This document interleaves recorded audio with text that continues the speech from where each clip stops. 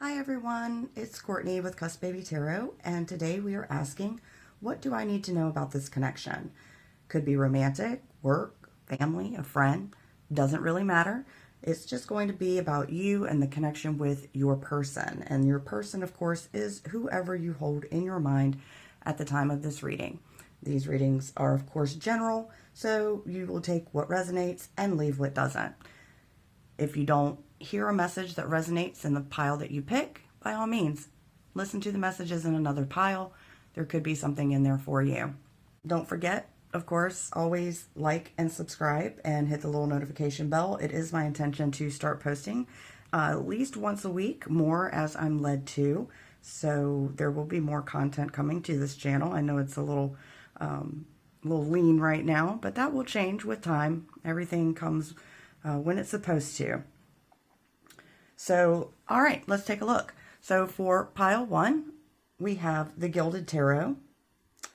For pile 2, we have the Everyday Witch Tarot.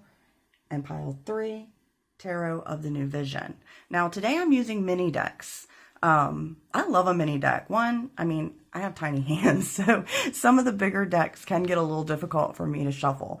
But also, it just allows more room to add clarifiers or extend the reading if needed. And I just like them. They're super cute, and they're just as powerful and magical as a full-size deck. The pile that you're drawn to, and I'll see you over there at your reading.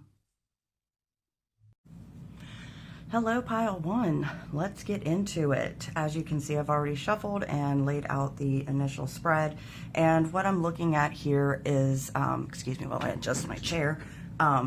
What we are looking at is the Divine Feminine and the Divine Masculine. Now, this does not mean female and male. This is just energy that exists in all of us. And one is typically more dominant than the other. So if you're listening to this and you feel you connect more with the Divine Masculine, then that resonates with you. Even if you identify as female, take it, and vice versa. If you are a male or you identify as a male and you connect more with the Divine Feminine energy, that's okay too. There's no rules. This is not about gender identification. If I say he or she, please forgive me. I am simply referring to the nature of the energy and not a physical being. So, with that being said, let's take a look. The first thing I did is I pulled the energies for each. We've got the Divine Feminine over here as the river. We have Divine Masculine being represented by the stone. So let me go ahead and read to you what those mean from the archetypes. The Wild Unknown archetypes. I just got this deck and I enjoy using it, but I am not by any means an expert, so I'm going to stick with what the author wrote for now. So the river, the stream, the flow, the current. There is a reason so many rituals of change and rebirth take place in the river. It is forgiveness embodied in physical form. Without asking anything in return, the river washes away what is no longer necessary, smoothing over sharp edges and accepting all our mistakes and grievances. Once we step in, we are no longer in control. The river carries us farther down the stream of transformation than we planned to go.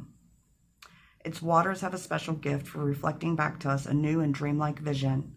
Once the tears have passed, we see ourselves as we haven't before, with a little more lightness, grace, and fluidity. Keep in mind the you that stands within the river is the real you, full of deep emotion and potential, nothing to hide, nothing to judge. May you drink in the sight of your true self. Light attributes are acceptance, grace, reflection, and forgiveness. Dark is torment of emotions, flooding, and overwhelm.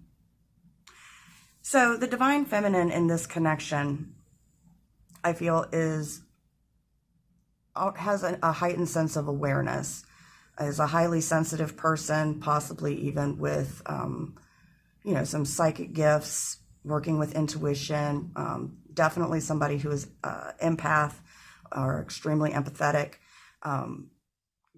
And I feel like the Divine Feminine is going through somewhat of a transformation right now.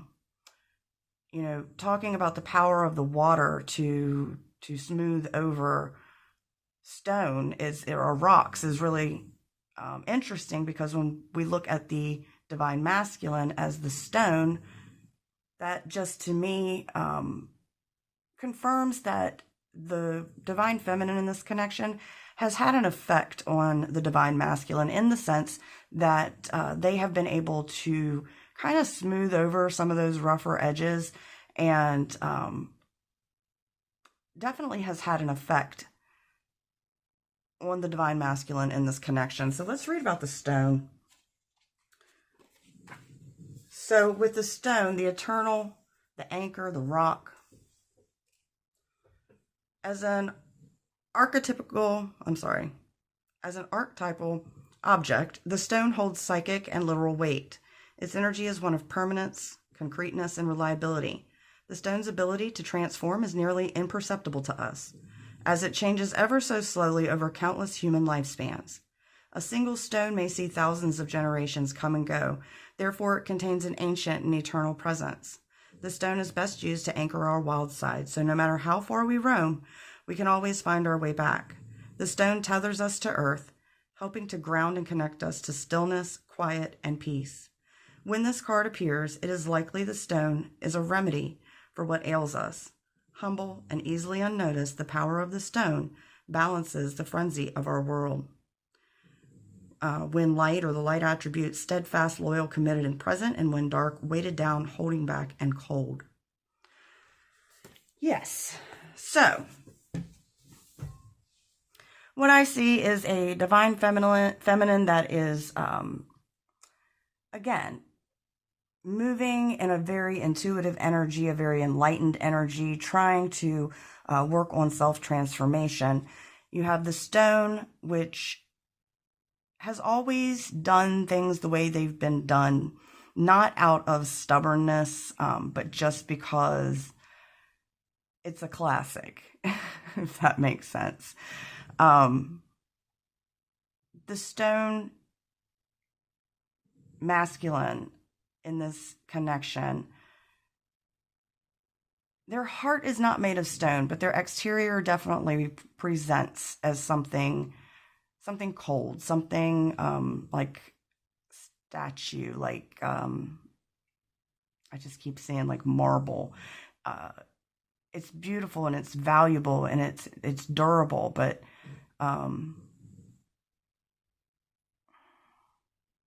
it's not very warm. You know, if you've ever touched marble or granite countertop, they're gorgeous, but you touch them and they're hard and they're cold. Doesn't make them less valuable. That's just how they were created, and that's just how they exist. So with the stone and the river coming together, I do feel that the feminine is kind of helping this stone to transform. I'm hearing like a tumbled stone, like it was this divine masculine was a raw stone, and the river came in and you know, through interactions and conversations and just this connection, the stone is now becoming tumbled and polished. And do you hear that? That's my dog. He's under the chair snoring. I'm so sorry. But that's okay. We're just gonna love on him and let him rest. He's not been feeling well, so I'm happy that he's resting peacefully. We're just gonna move on. All right, so the connection between these two is the number 5, effervescence. Say that 5 times fast. The card of cultivate love. It says love is budding, blooming, and blossoming all around you. The energy of new love helps all things grow, not just relationships. The potential for love is limitless right now. All blocks and obstacles are lifting, and the way ahead is clear. Be confident, optimistic, and joyful. If you have drawn this card at a time where you're feeling lonely or disillusioned by love, it is a sign to cultivate love in other areas in order to infuse the arid part of your life with nourishing passion. The more love and joy you can feel in pursuits and aspects, the more this energy will flow into an area that you feel are lacking. Areas that you feel are lacking. The maiden contemplates the beauty of her life. Her white dress denotes purity and simplicity. Its hem is dipped in violet, which confers spiritual enlightenment. She senses the sweet energy of love and optimism bubbling up and blooming. The green hues of spring and newness form a halo of light around her, and she is growing. Yes. So, back to what we were saying. The Divine Feminine has definitely spread some of the attributes from their spiritual nature over into the Divine Masculine with this Cultivate Love card. So I do feel that the Divine Feminine has been working very hard to help the masculine understand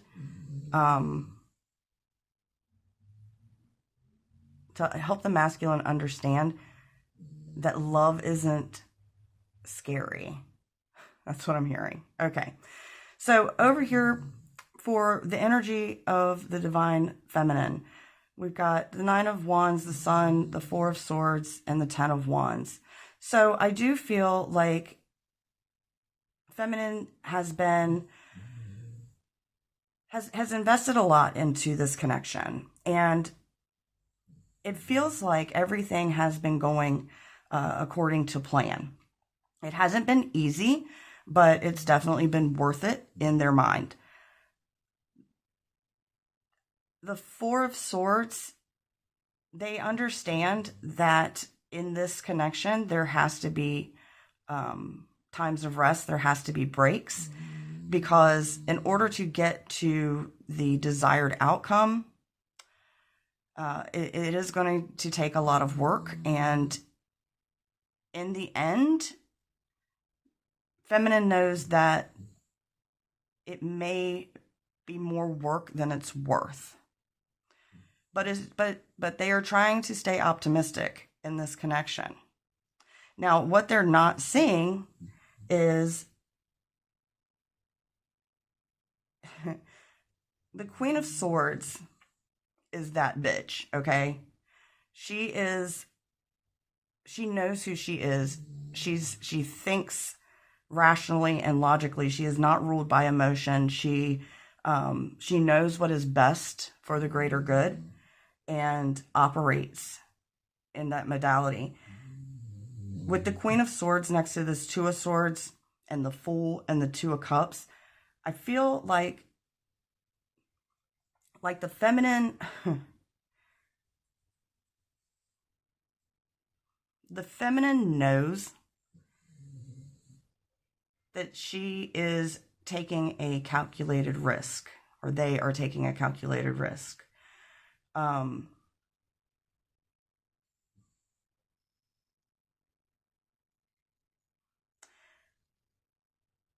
don't feel that feminine is seeing things clearly, and I keep hearing over and over in my head, you're too smart for this. Like, Divine Feminine, you are that Queen of Swords, and you know that you've stepped into a place where a decision has to be made that you don't want to have to make, because you know that if you stay in this energy of cultivating love and putting in the work, that they could end up looking stupid or feeling foolish for having invested so much time and energy into something, only to have it not necessarily work out. Now, the Two of Cups, of course, is the card of union and of partnership, and a lot of people see it, as the love card. I am intuitively feeling like this is actually a duality that's existing in the Divine Feminine. There's what the mind knows and what the heart wants, and I almost feel like what the Divine Feminine is not recognizing, or not really holding themselves to, is this conversation with themselves, asking, am I willing to continue in this connection and possibly end up looking like a fool, which we all know. Look, we all make mistakes and make choices, and everything that we make, our choice is based on our perception of our reality at that time and what we know.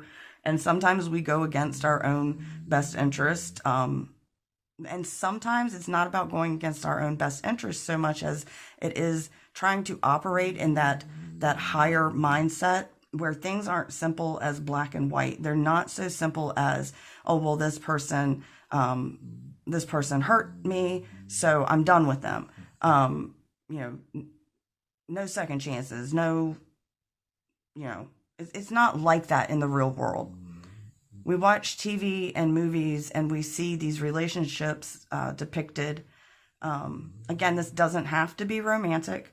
I do feel that this reading is for a romantic connection, but I think the messages could still apply to other types of relationships and connections. But we see these relationships depicted in movies and television where, the divine masculine does something and the divine feminine is, oh, how could you do that? And they're sitting around and all of their friends are telling them, what an awful person and why would you put up with that? And they go back and it's always this, is she going to be smart? Is she going to walk away? Let me say something to you, Pile 1. Your friends and relatives have no idea what this connection actually is, what it's supposed to bring to your life, what lessons there are to learn from it. Everybody that comes into our lives comes to us at the time that we need them for whatever reason, and some are here for a few days, some a few months, years. Others are here, we'll walk out the rest of this journey with them.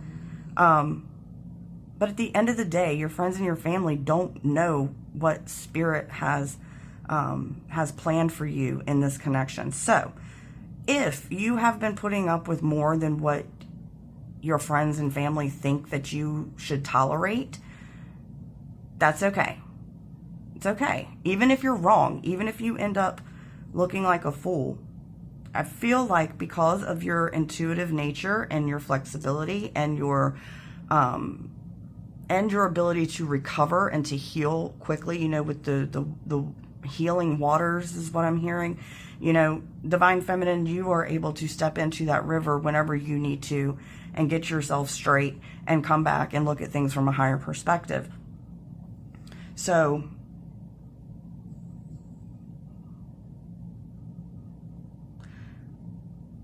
recognize that no matter what decision you make, no matter what path you take or how you choose to participate in this connection, just understand that whatever happens was supposed to happen. If it works, it works. If it doesn't, it doesn't. We learn a lesson and we dust ourselves off. We step into the river and then we, get back out there. So where's the energy shifting? Of course, we've got our good friend, the Tower, here, and a lot of people are scared to death of the Tower. The Tower doesn't scare me. Actually, there aren't any cards that scare me because I feel like when we receive messages from Spirit, even about things that could be challenging, the more you know, the more information you have, the more prepared you'll be to step into that energy and come out on the other end of it, having achieved what was supposed to happen. So the energy is shifting because I feel that the Divine Feminine is starting to question everything that they thought. Like they thought, everything's going well. We've been putting in the work. Feel like I'm in a place where I can just kind of relax and let things be. And then this burden of the connection shows up again. This could lead to this Tower moment. Oh, I was wrong. I thought we were near completion. I thought that we were I thought everything was going the way that I wanted it to. And now I'm realizing that maybe I've taken on more than I can handle, or, you know, something along those lines. Because pile one, the divine feminine is feeling their spiritual calling. They know that their life has a purpose and it has a plan, and they really are trying to operate in this empress energy, this mother of all life, this caring, nurturing, creative energy. And in order to do that, I see that the divine feminine is realizing they can't let just anybody in. They need to be protective of what they've built and what they've created so far. So it's possible that the energy that's shifting is the divine feminine making that decision that they want to be in the empress energy and not in the fool energy. They don't want to have to start over. They don't want something new. They want something timeless and something that is going to bring creative energy and partnership and build something. And they know that they're meant for something so much greater, you know. And with judgment, I feel like truths are revealed with the judgment card, that our higher self that already knows things, knows everything. Yeah, I'm hearing this tower moment is causing divine feminine in pile one to realize how important their calling is. And I think that they're choosing, again, I'm going to step into this energy of the Empress and out of this energy of the Fool. I gave it a chance, and again, I thought I was in a good place, but then look at the burden that this connection puts on me. And it's keeping divine feminine from being that bitch.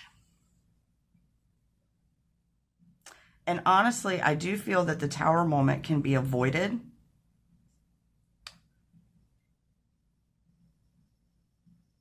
Because if you know, especially, you know, the Nine of Wands and the Queen of Swords and then the Tower, it's like, if divine feminine can let go of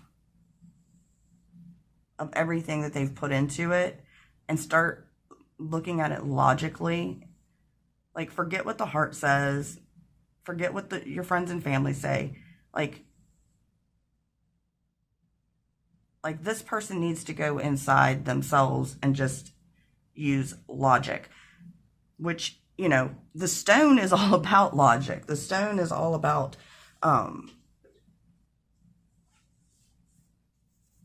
reliability and dependability, and that goes along with their belief systems as well. So even if this connection isn't everything that divine feminine wants it to be, there were definitely lessons learned, and we'll take a look at that. Okay, so that's divine feminine, and back of the deck energy was the Seven of Cups. So, you know, there are options, there are choices. Like, this is not the only connection in the world.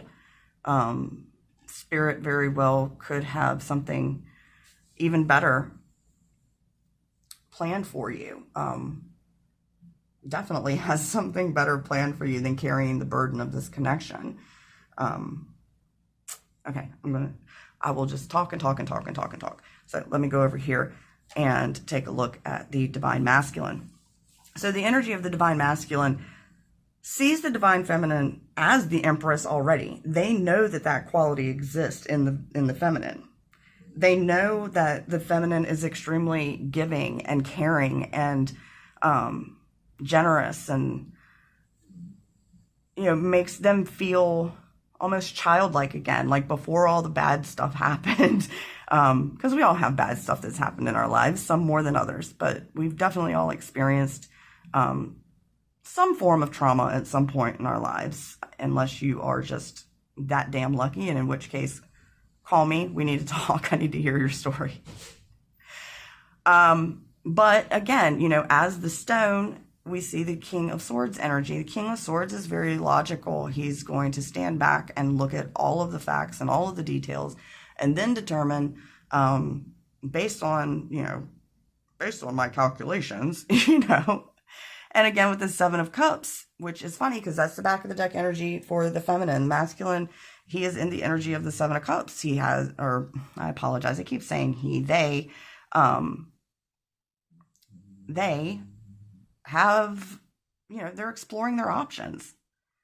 Do they want money? Do they want love? Do they want to travel? Do they want to, focus on family? Do they want to focus on just having fun? I mean, the masculine is definitely in that energy of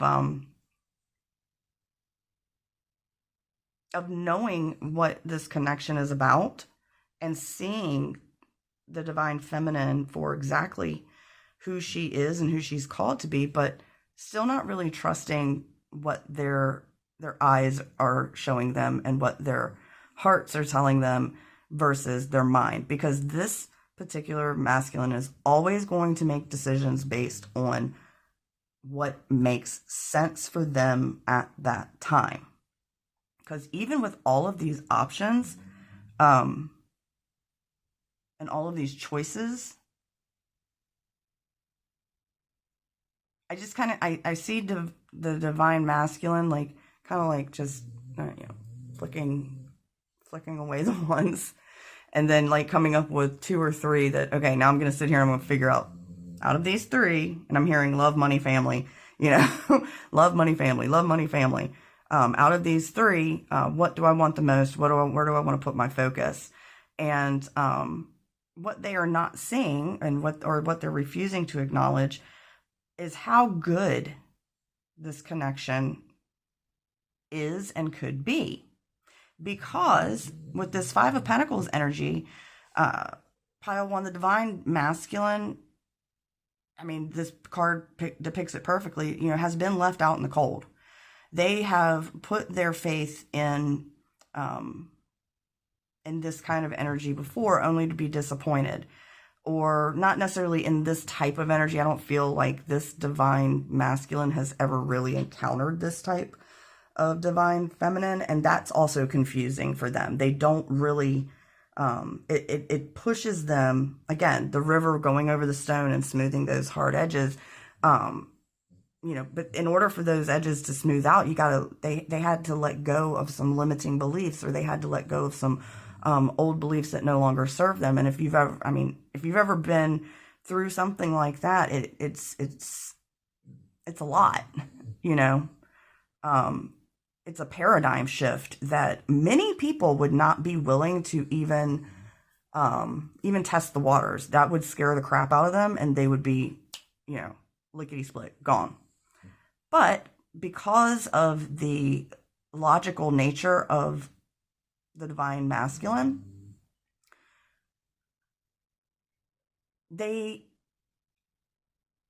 it's divine feminine is stimulating them mentally, and not many people have ever been able to do that. So it made the masculine sit up and pay attention and open up to more possibilities, that maybe the world doesn't operate only the way that I see it. Maybe there are other ways of living and thinking and feeling. But again, it's always coming back to this energy of being left out in the cold, of thinking that things were great. I'm even hearing maybe this person has been married before, or engaged before, or there was an extremely serious committed relationship and it just went to shit. And ever since then, no more listening to the heart. We've got to listen to our minds. Again, not acknowledging the Wheel of Fortune, that just because something happened like that before doesn't mean that that's something that will happen again. But at the same time, we don't really have control. Listen to me, pile one, pile two, pile three. Anybody who listens to this, control is an illusion. We can do everything in our power and still end up in a situation we were not prepared to face. Because that is the nature of human and this human experience. You know, you can ask anybody who's ever, lost a job or lost a loved one and they didn't know it was coming. I promise you, they did everything in their power to keep the bad from happening, and it happened anyway. Again, that is just the nature of being human. So, Divine Masculine is still trying to control the outcome of everything. They think that if they can think logically and what's the word I'm looking for? Deduce, a couple of different options, that they can control the flow of this connection. Because pile one, Divine Masculine sees this Divine Feminine as like he doesn't even, I'm sorry, they don't even want to allow themselves. This is what they won't acknowledge. This is what they won't recognize, is that this Divine Feminine is all that. Like, Divine Feminine, you really, the way that Masculine sees you is as a hero, as a person of the people. I don't know what that means. If maybe feminine, if you're into, charity work, or, I don't know, there's just this heart of gold and this sense of wanting to help people. And they know that this connection is good for them. But the doubts, so many doubts. And the frustrating part, I'm sure, for the Divine Feminine is like, can you just, even if you can't step into, this combined energy, even if you can't do that, like, can you at least admit to yourself that you're blocking this? That's the frustration that I feel from these two energies. You've got the feminine over here, like, I'm doing everything I can, and, I'm playing by the rules, and it seems like things are working. And then, boom, all of a sudden, Mr. King of Swords kicks back in and starts thinking about that Five of Pentacles energy, and is like, no, I'm gonna pull back. So where is the energy shifting for the Divine Masculine? Knight of Pentacles, the Moon, Six of Swords, and the World.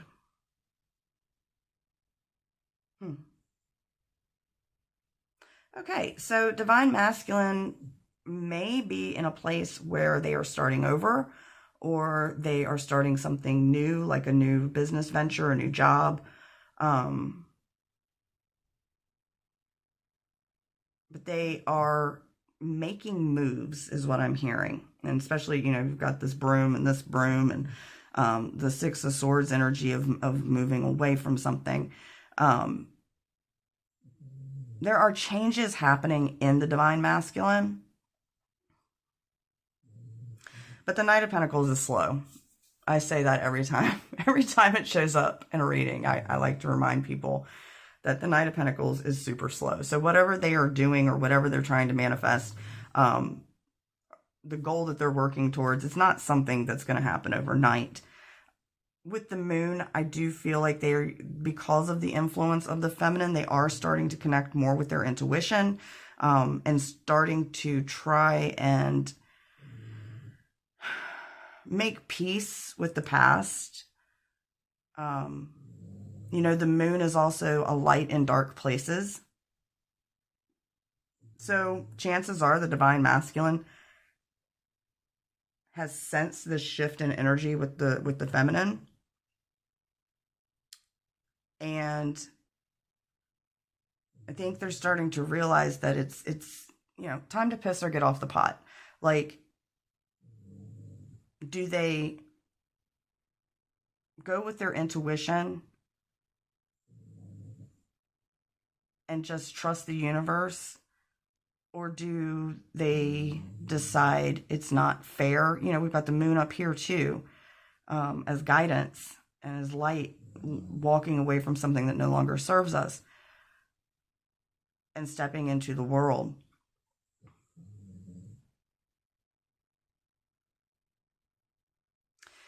I feel like the masculine really believes that walking away from this connection or pushing the feminine away from this connection is the way to go. Because they want to see the feminine in this energy, this world energy. And I'm just going to, you know, pick this up and see if I can show that to you. I mean, could that witch be any happier, you know, on the beach with the cat and mixed drink and fresh fruit and the wind and the sun and, you know, tossing the hat in the air? Like, this is it. We've made it, baby, you know? But also, and again, this is general, so it kind of goes both ways. I feel like part of the masculine is like, you know, this is too much. I need to focus on my finances and my job and my home.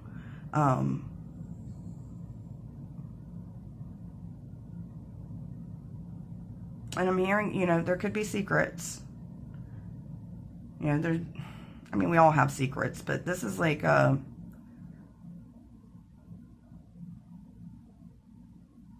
don't know. Okay, so I'm looking at this moon card for this particular deck, and you've got this small cat that's looking into this lake, which is showing the cat a panther, like, inside of you. Like, you're so much more than what you think.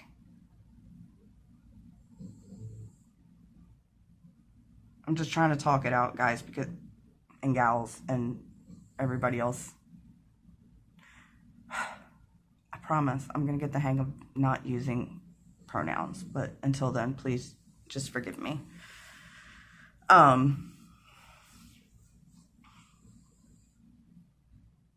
Yeah, see, okay, thank you, Spirit. So the divine masculine is actually this panther right here, and is a total intuitive match for the feminine. But that's not how they see it. They see it as, you know, this feminine is this magical, witchy creature. And I say that in the highest form of flattery.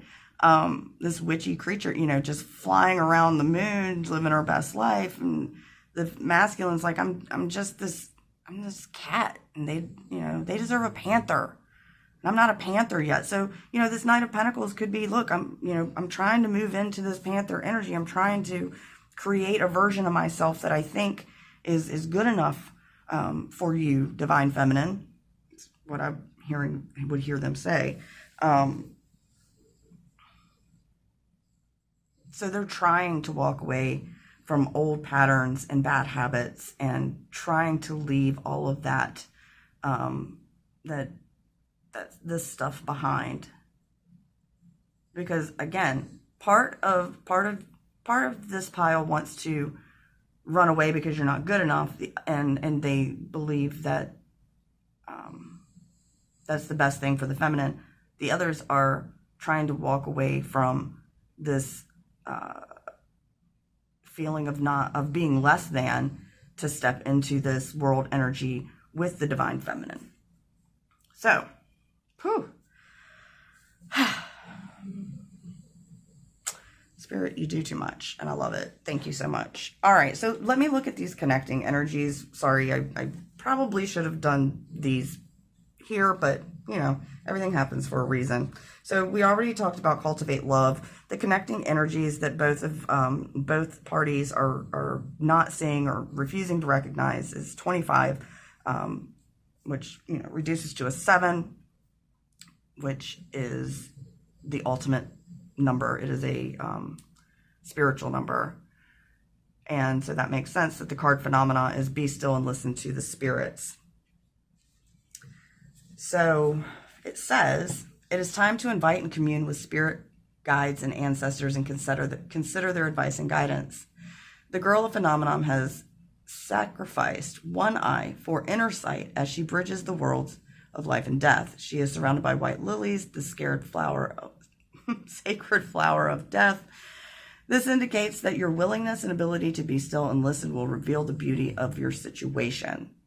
The girl of phenomenon's crown chakra and third eye are fused in a web of pearly branches that inspire peaceful contemplation.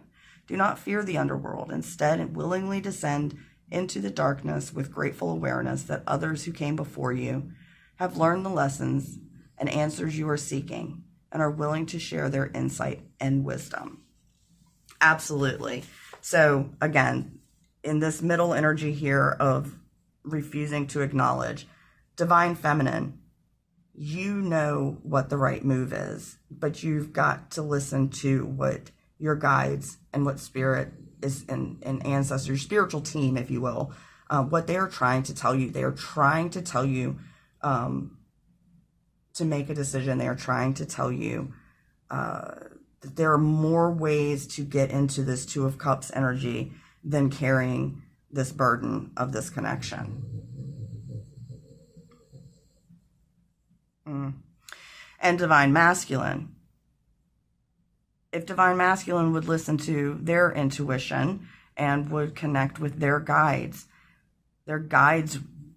would lead them to the truth of the connection, which is, even if this is not the be-all, end-all connection for these two,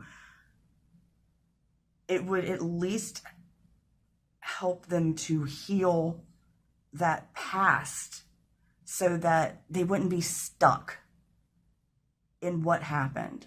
Okay, so things were really, really, really bad, but they don't have to always be bad. Like, we've got Four of Wands energy here. They can be fun, you know, they can be a celebration.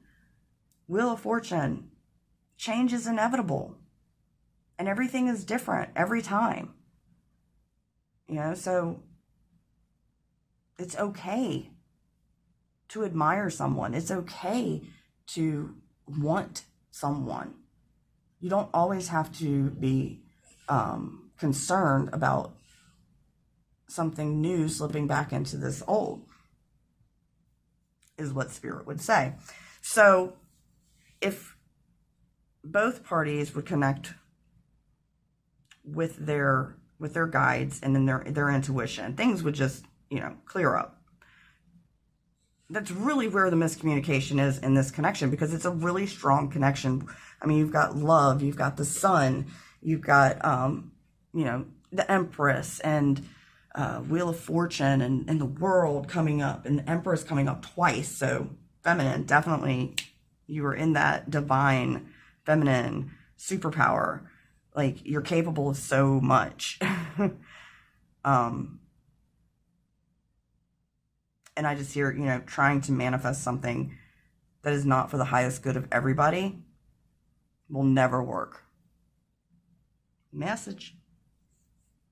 All right. And then the connecting energy for where everything's changing again, feminine stepping, having this tower moment and realizing that the calling is more important so that they can step into this divine feminine, badass Empress energy and protect themselves, while the masculine's over here trying to figure out, like, who do I want to be? What do I want to do? Either way, I want what's best for the feminine. And if that means walking away, that's what I'll do. If it means transforming myself, I'll try to do that as well. But again, nothing really happening quickly. It happens over time. So, detox. Cleanse and restore yourself. Social media, electronics, mind-altering substances, food, all of these things can be toxic and damaging when overindulged. Detox says it's time to cleanse your body and soul. Rest is required now, especially in matters of overstimulated mind and emotions due to social media and smartphones. Communication in excess is toxic too. It is time to be quiet and consider your authentic self and create space to heal and deal with life up to this point. The girl of detox is lying down on a soft bed of shifting leaves, the carafe of liquor set aside for now. She has a wonderful life and her dreams are sweet even when laced with fear, because she's not afraid of learning her lessons. They float from her subconscious like luscious pearls of bliss because she knows when to rest and retreat in order to expand within. Detox is also the card of dream interpretation. It is time to pay attention to your dreams. They are not just flushing out your brain, your active brain. There are messages and signposts coming through to guide you. And, that's what we're talking about. So I'm feeling, the advice here for this connection is it's time for a break. Doesn't mean forever, but I do feel like you need to detox yourselves from this connection to regain focus on the individual that you are and that you are trying to be, because there's a lot of healing that needs to take place. The divine feminine isn't perfect. The divine feminine, of course, is having trouble making choices and worried about being the fool. So obviously it's time to just step back and reevaluate and stay off of each other's social media pages, and, no texting just for the sake of texting. I would even say at this point, probably communication needs to chill out for a little while, for both of your sakes, because this is a beautiful connection and there's so much for both parties to learn, but you can't get the message and you can't learn the lesson when you're bogged down in a bunch of emotion. Everybody needs to be in the swords energy. That is something from the divine masculine that the divine feminine definitely can learn from, and vice versa. Masculine, be more in your heart. Feminine, be more in your mind.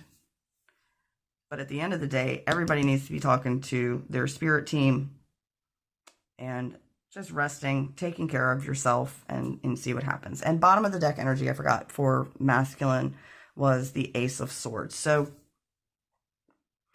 could be that whatever's going on right now in this connection has caused the divine masculine to start rethinking some things. Now, energy is just energy. Energy is not intention. Energy is not action. So if you ever get a reading, oh, this person's going to call in 2 weeks.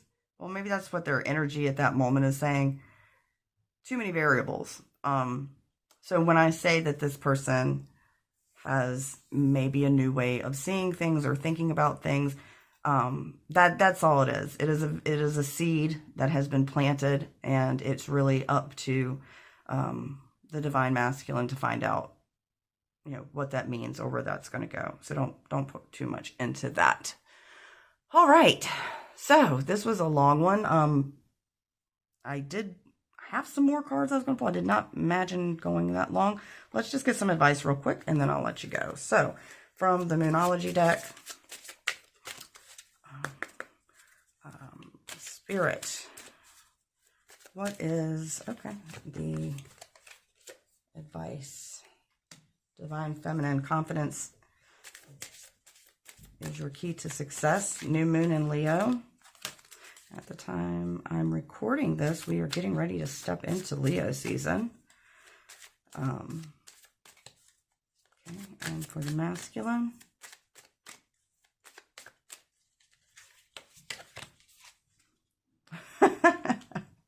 step out of your comfort zone. North Node. North Node, that's your true north. Divine masculine, listen. Nothing ventured, nothing gained. Don't deny yourself something good because you're scared it could turn into something bad. That's insanity. We get out of things what we put into them. And feminine, confidence is your key. You do not need this connection to to get to where you're going. You'll get there regardless. But I do feel that, especially with that Two of Swords, just some insecurity, and not really believing in yourself. And I feel like this connection really did help the feminine start to believe in themselves more, and it started to soften the divine masculine. So some good work has been done in this connection, and a lot of lessons have been learned. And I'm just sensing in my spirit that take a break. What's yours is already yours. It's not going anywhere. And if it's meant to be yours, it will make its way back to you in perfect timing. And I always say the messages come through me. They're not from me. In my life, I can relate to all of this. And just know that we are so much more than we give ourselves credit for. And we have to stop judging where other people are in their life. Now, that does not mean that we tolerate disrespect. Does not mean that the one party doesn't have to have any accountability to the other, or, you have to be decent human beings and communicate with each other. You can't just, decide one day to cut the person off and then try and come back a couple days later, like nothing happened.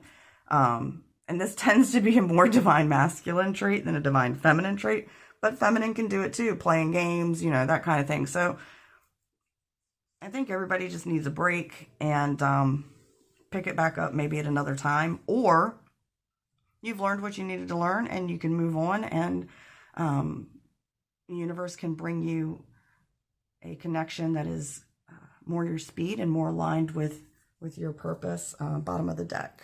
Take time to breathe out.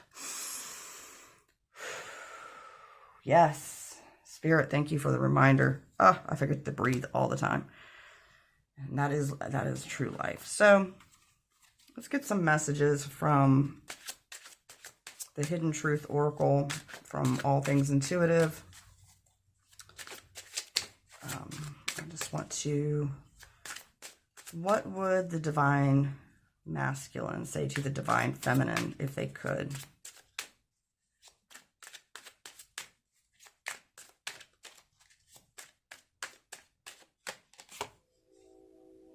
Don't know how hard it was to let you go. Sometimes I stay awake thinking about you. I am not available. Yeah. Again, lots of love in this connection. Lots of lessons. And taking a break isn't going to be easy for either the feminine or the masculine, but if somebody is not available, they are not available. And that doesn't, it could be a third party situation. Maybe they are already in some type of relationship that they are not ready to let go of, or just, emotionally they're not available, physically they're not available, maybe they work a lot, maybe this is a long distance thing. Either way, it's not an easy transition, that pile one that you are going through or getting ready to go through. Just know that it's not personal on either side. There's a lot of love here, but it's just time to step back. Feminine, you keep doing your thing. Step into that Empress. You got a beautiful life ahead of you. But you are the co-creator of your life. You're the main character. So do what needs to be done. And masculine, whatever you're doing, make a choice. Are you going to step up? Are you going to start doing the work to transform into somebody that you feel is worthy of this connection? Or are you going to walk away and let the divine feminine do her thing, their thing without you. All right, that's all I have for you, Pile 1. Thank you so much for hanging in there. Again, if you like this video, make sure that you hit the like button and subscribe to the channel. Hit that little bell for the notifications. I will start posting more regularly. And of course, as always, I hope that this resonated with you. And if it did not, of course, feel free to check out the other piles. That's it. All right. Later, Pile 1. Hello, Pile 2. You chose the Everyday Witch Tarot. And as you can see, I've already shuffled and laid out the initial spread just to save time. I promise you everything is shuffled and cut and dealt and in the way that it should be. I just have to ask you to trust me on that. So, we are looking at what do I need to know about this connection. And just understand that we are talking about a divine feminine and a divine masculine. This does not necessarily mean identifying as male or female. It simply is an energy that exists in all of us that should be balanced, but one is usually more dominant than the other. So whichever you resonate with in this reading, that's up to you. There are no rules about that. Again, this is a general reading, so take what resonates and leave what does not.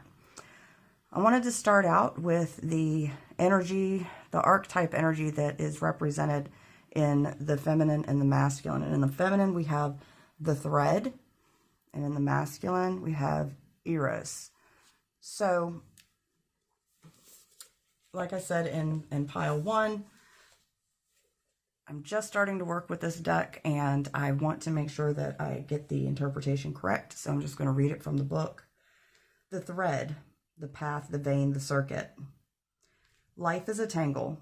So much happens simultaneously and circuitously, leaving us grappling for meaning and direction in a network of distractions, like my dog barking at my daughter coming home from the grocery store.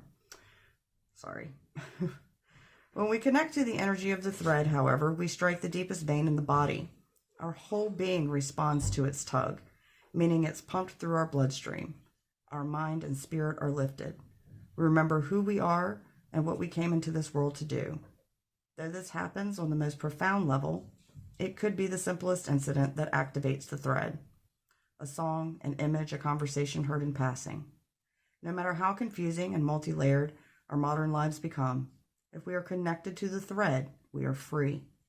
Being tethered to it is the only anchor our heart requires. When light, the circuit of meaning within chaos. When dark, binding, frustrating, and taut. So, let's look at the divine masculine. Eros, I believe is how it's pronounced. If it's something else, let me know. Love as desire, eroticism, and sensuality.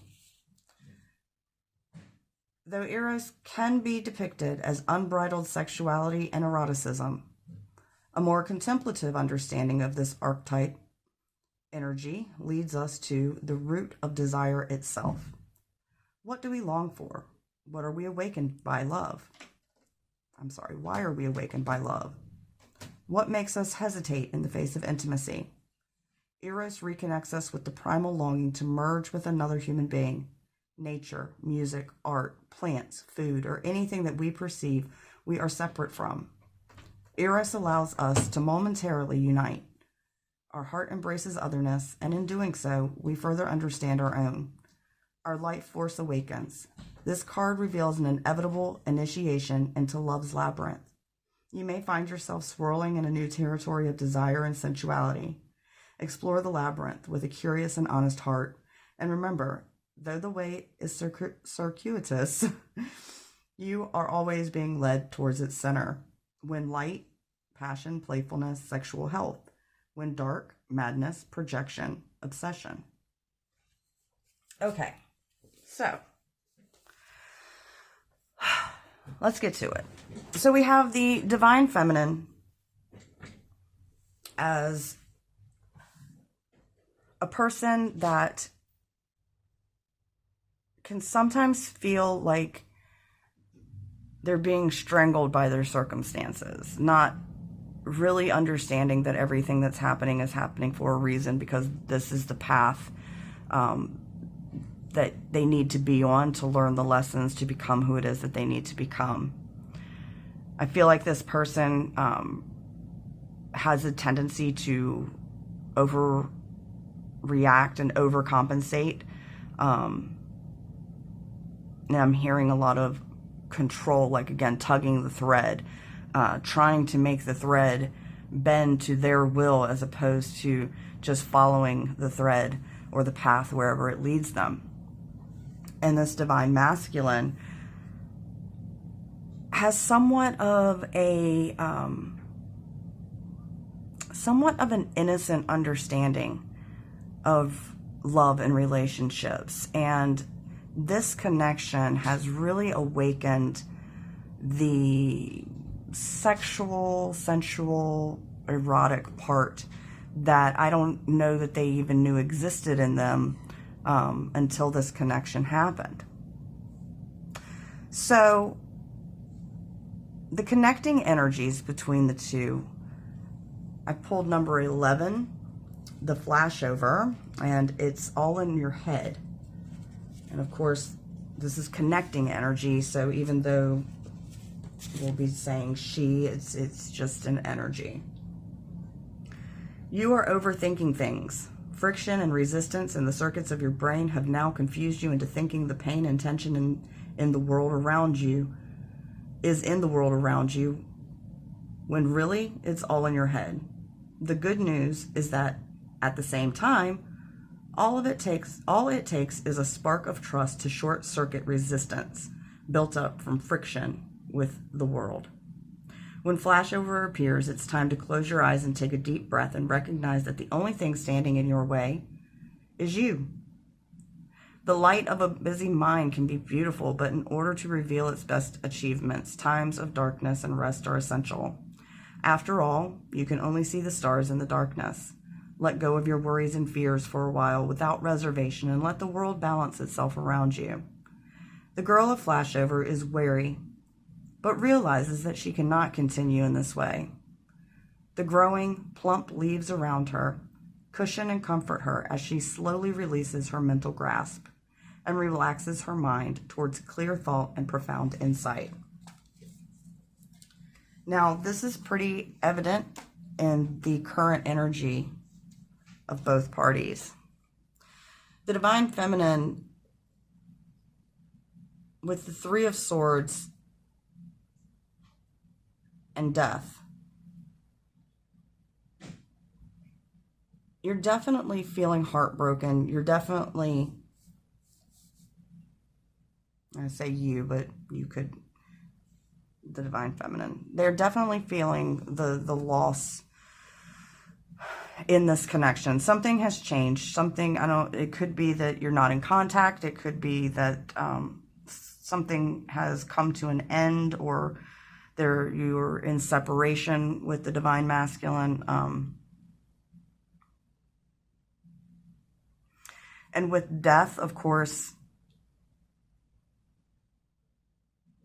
typically, Death is about change. It's about tearing down. Well, not tearing down. It's about a rebirth of sorts. It's dying to the old so that the new can be born.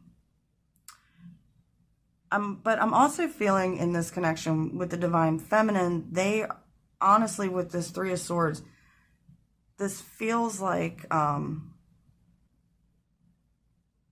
physical death, in the sense that the amount of grief, it's like, oh, I feel like I'm dying.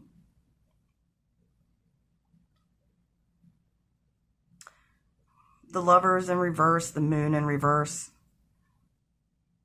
Again, just confirming that there is separation in this connection.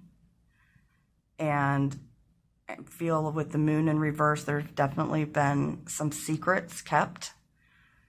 And some shadow revealed. But I'm feeling like the divine feminine, because of the connecting energy and because of the thread,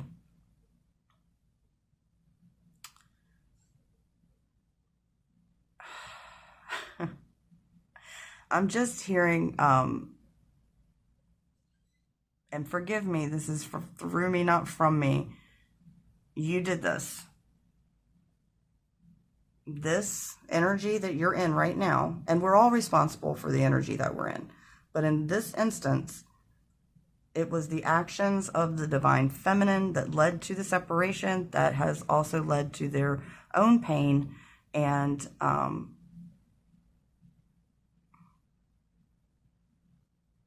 I'm hearing it, keeping secrets, not revealing the truth, or even believing something, and you see the small cat looking into the water with the big cat, making something bigger than what it actually is.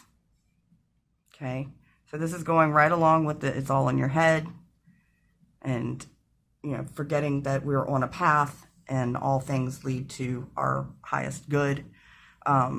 The divine masculine, again, being in this new type of energy that I don't believe that they've been in before. They were willing and have been willing to try and meet the divine feminine halfway. However, I don't think that they were completely honest about their intentions either. I think that they're on both sides. There have been secrets and there has been deception. And both parties are like having a pity party for themselves. Divine feminine is pointing the finger over here. Divine masculine is pointing the finger over here. And we've already talked about divine feminine put herself in this situation. And we're going to look more at how, that evolved, making things bigger than they are. And, just going through it over here emotionally, or mentally, I should say. And divine masculine has not been honest. And then they tend to see themselves as the victim in the situation. The magician, upright, manifesting, and as above, so below, and it's the first stop on the fool's journey. But in reverse like this, I feel, especially with the little sneaky monkey back here, this connection for this person was about getting out of it what they needed for themselves. Now, that's not to say that either party is innately bad. We're all bad and good. Darkness exists within all of us, as does the light. But with the sun in reverse and the Nine of Wands in reverse, I just get this sense that this masculine, again, likes to play victim. Oh, woe is me. I've done everything. I tried it your way. And, you found out some things, or, some secrets were revealed, or whatever happened that brought things to the surface. And now it's like, oh, so you're going to be mad at me. I'm the victim here. I'm trying, I don't know, just like this depressive energy, like, this is the worst thing that could have ever happened. First and foremost, let me say, pile 2, the communication between these two energies is lame. Like, wow. I feel like I'm watching one of those TV shows where something that could very easily be explained away becomes like the whole plot of the show. And it's like, why? Like, you literally could have just been honest and had a conversation or asked the question and gotten the answer, and then been able to either make a choice to step away or, just move on with your lives. But both of these energies are just so dramatic. Like, at the slightest sense that something's off, feminine just goes right into, you know, I'm done, it's over, you're not the one for me. And then they are licking their wounds and experiencing, you know, this pain that they feel like, oh, I'm just gonna die. And you know, and the whole time they know they are ignoring their intuition. You know, the moon, of course, being about intuition as well. They are ignoring their intuition and making a bigger deal out of it than it actually is. While this masculine is over here pretending like his shit don't stink, doing whatever he wants, whenever he wants, and then acting like he's the victim when he gets called on it, and preventing, you know, this connection from manifesting into something that could be really good for both of you. Whew. Give me a sec. Ooh, that was a lot of energy. All right. So that's the current energy. So what about both parties? What is each party like refusing to acknowledge or to accept? What, or they just don't know? Like what's hidden, whether intentionally or unintentionally? And the connecting energy here is 35, Vertigo. Whatever you choose will be correct. Got this beautiful key here, this ornate key, and it's surrounded by all of these planar keys. So let's see what it says. So luxurious is the problem of choice. And yet, as you consider all the dizzying arrays of possibilities, a sensation of tilting, of things being off kilter, paralyzes you into inaction. What can you do? What should you do? Notice the keys stand straight and true. Each one opens a door leading to opportunities and lessons. Whatever you do now will be correct, but some lessons may be more enjoyable than others. In Vertigo, there is pictured one key that is very ornate and decorative. You may feel compelled to grasp it and open its door. Surely the prettiest key would open the most auspicious door. Be aware. All is not what it seems. And while you cannot make a wrong decision, do not rush to make the obvious choice. The unexpected door will yield the most gratifying rewards and valuable lessons. Be brave and walk through the door less opened. Okay. So, both parties trying to figure out how do we move forward from here. I see the divine feminine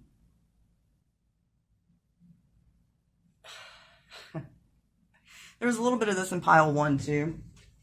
Sorry, I need to take a sip of drink. A little bit of this in pile 1 as well. With, I just get the sense that the divine feminine is surrounded by friends and family who have a lot of opinions about a lot of things.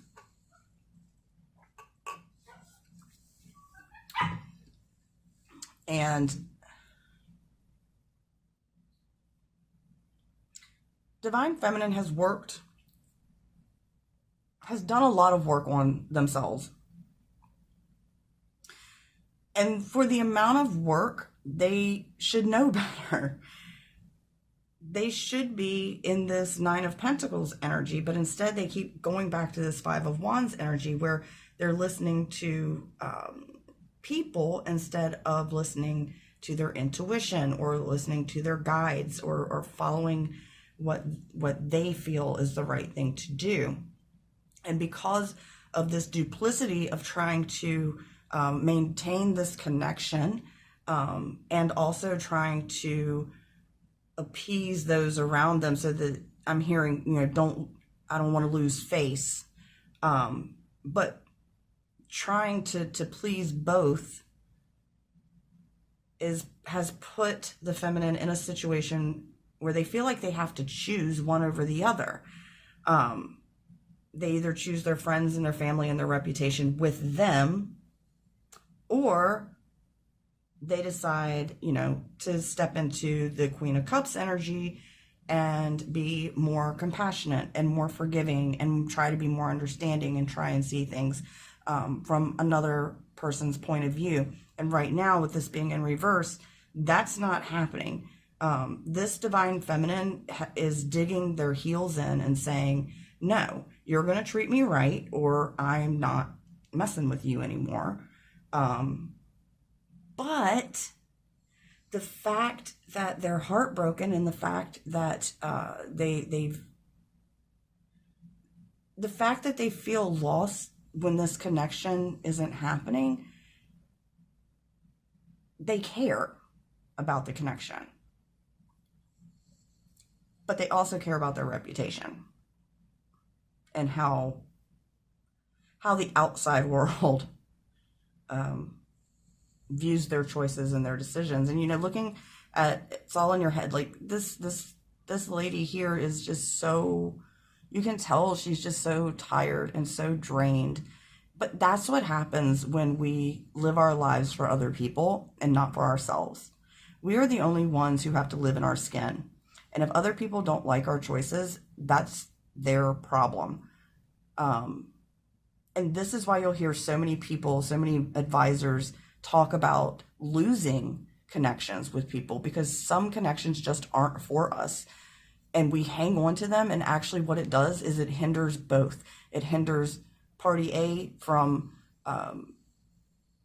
being able to move on to something better, and party B, you get in, A is stepping in the way of what this person is supposed to be learning by trying to fit a what is it, a square peg into a round hole. Like, some things just aren't meant to be together. I'm not saying that about this connection. Energy changes all the time. People make choices, too many variables to predict the future. But right now, at the time that you're watching this,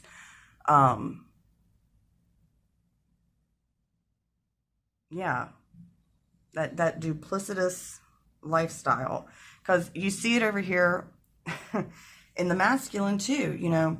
There's this Eight of Cups, but in this deck there's a celebration happening in the background, but this person is walking away from that, and walking away from everything that they have.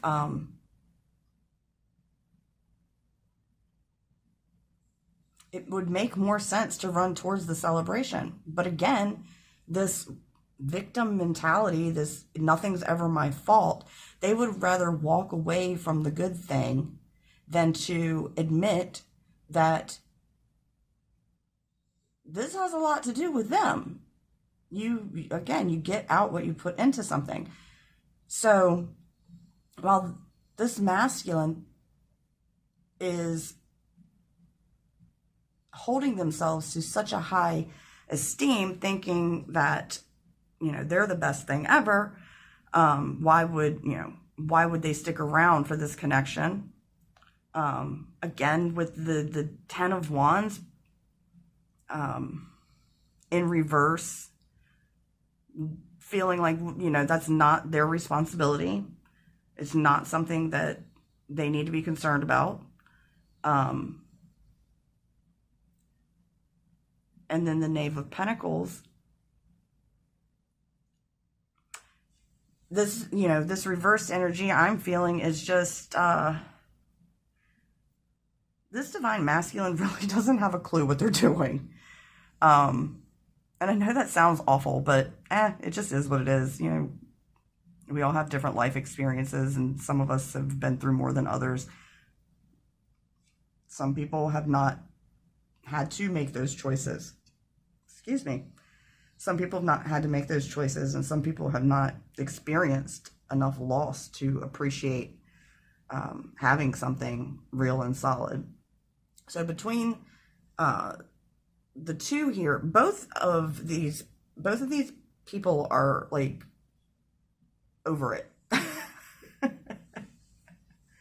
There was the incident that caused the separation. Feminine just getting into that space of revenge and resentment, and feeling like they're not enough, when really, they're Nine of Pentacles.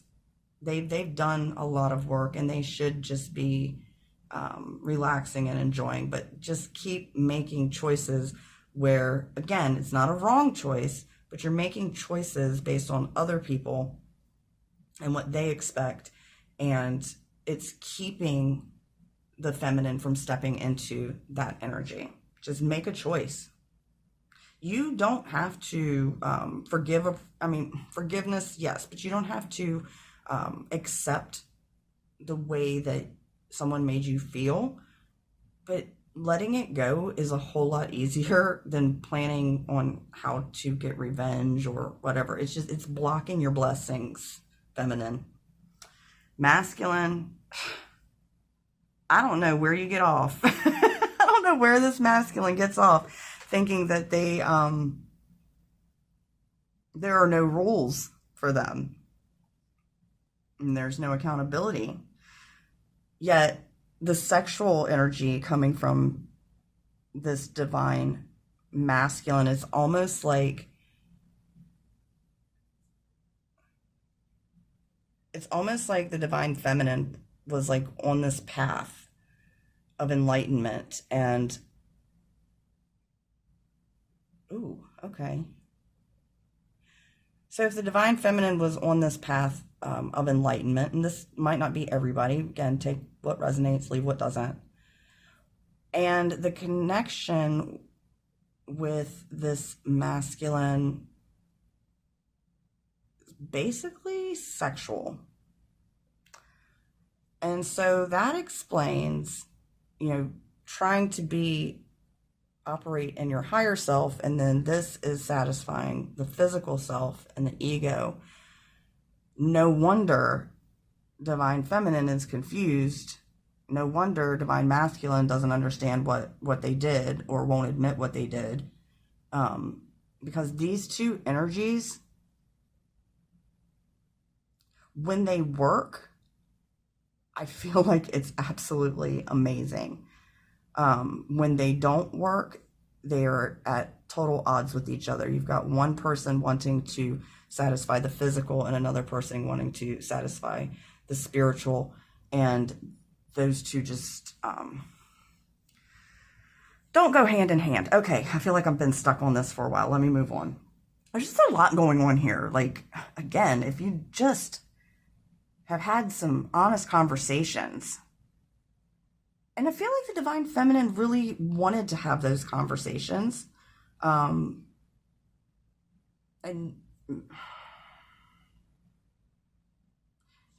some of you need to step away from your friend circle because they do not have your best interest at heart.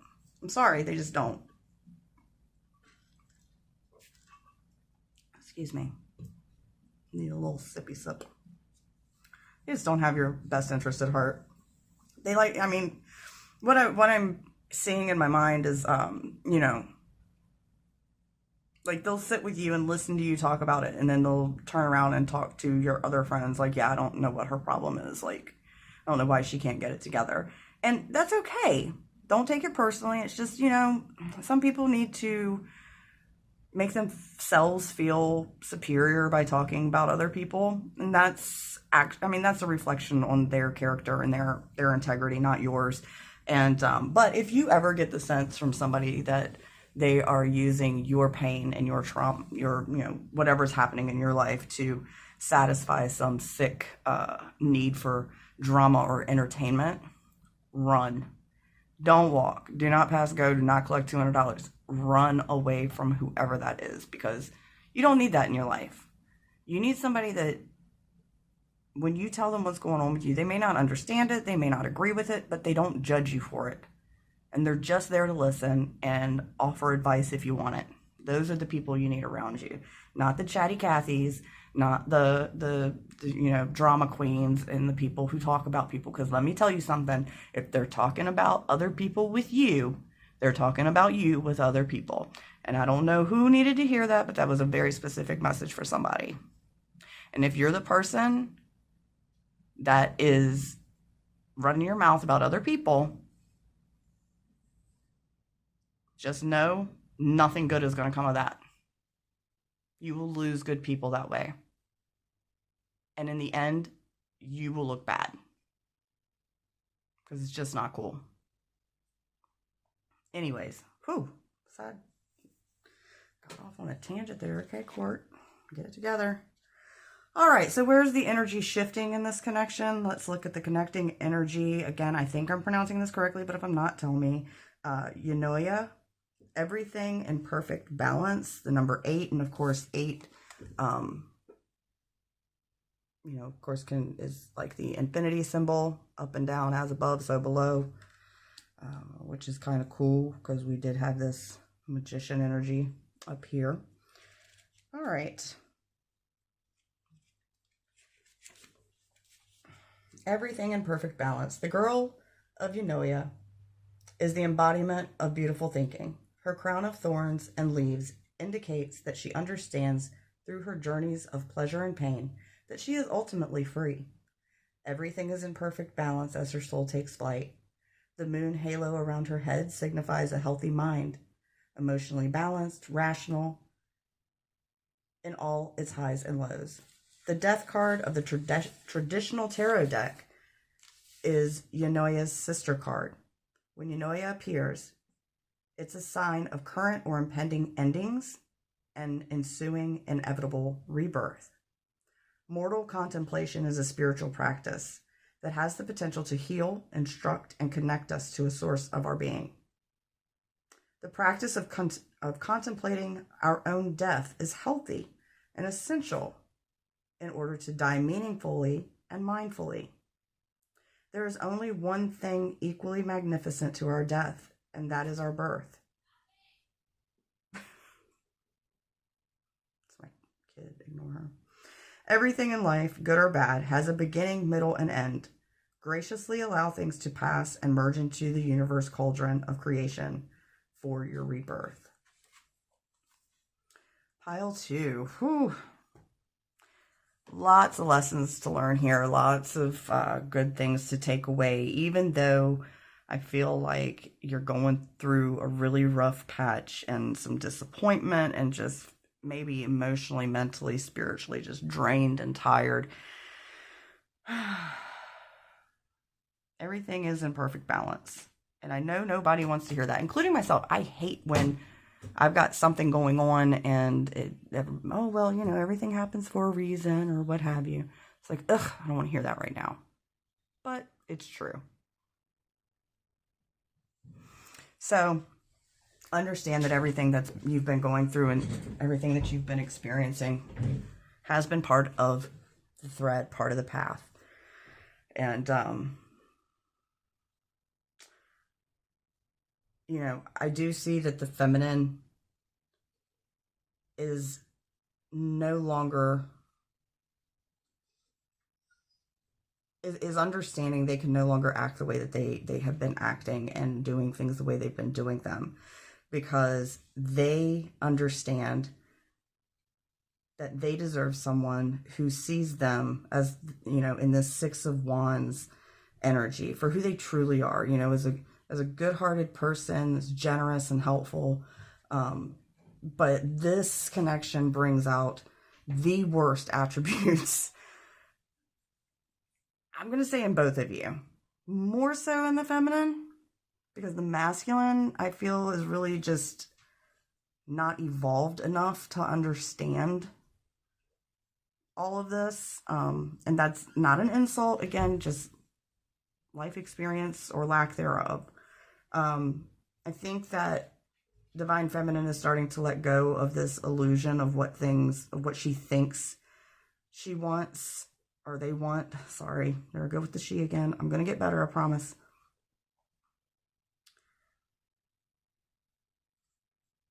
And okay, yeah, so with this Three of Pentacles in reverse, I get the sense that the Divine Feminine has really started to see that, that the come on, Court, what's the word? Collaborate. The people that, you know, maybe they've been collaborating with or relying on to help them through this, they're realizing that this isn't really, that's not really working. You're not really achieving what you hope to achieve.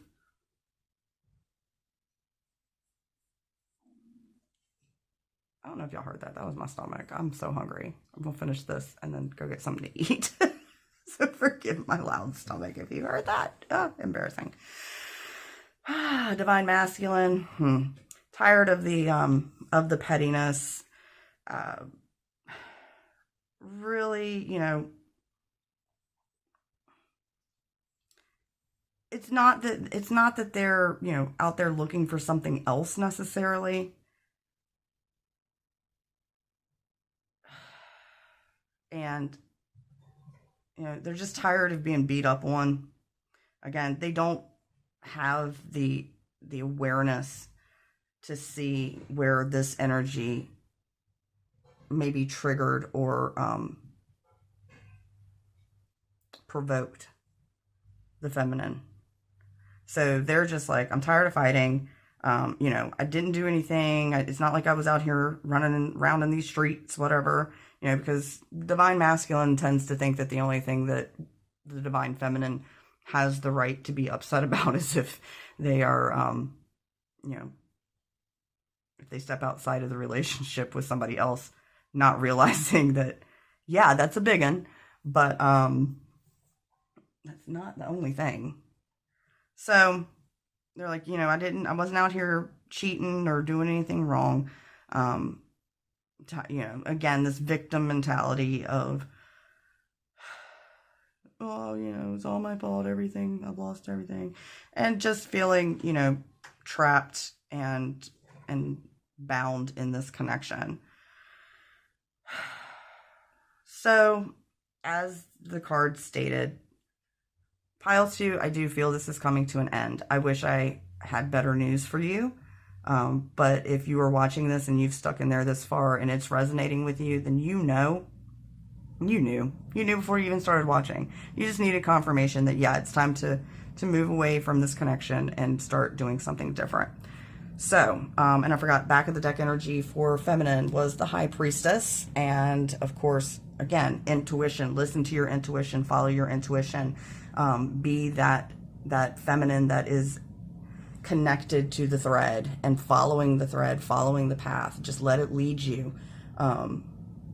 Step out of this energy of trying to control what's happening around you. It really is all in your head. You know, you decide how you're going to react to the situation. But just know that whatever you do, whatever you choose, it's not the wrong choice. It's just the choice you made based on the information you had at the time.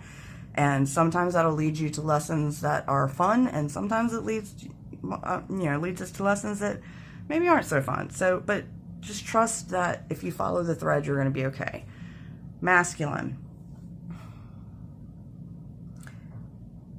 If you're over it, walk away. But walk away understanding that if you continue to operate in this victim mentality and never holding yourself accountable and never allowing anybody else to expect anything of you, then you are going to get nothing. We can't walk through life taking and never giving. It's not balanced. We can't hold somebody else to a standard and then not live up to it ourselves. That's hypocrisy. I encourage the divine masculine in this connection to take a good hard look at themselves, because you can get your physical desires met somewhere and with someone that wants the same thing. But getting it from someone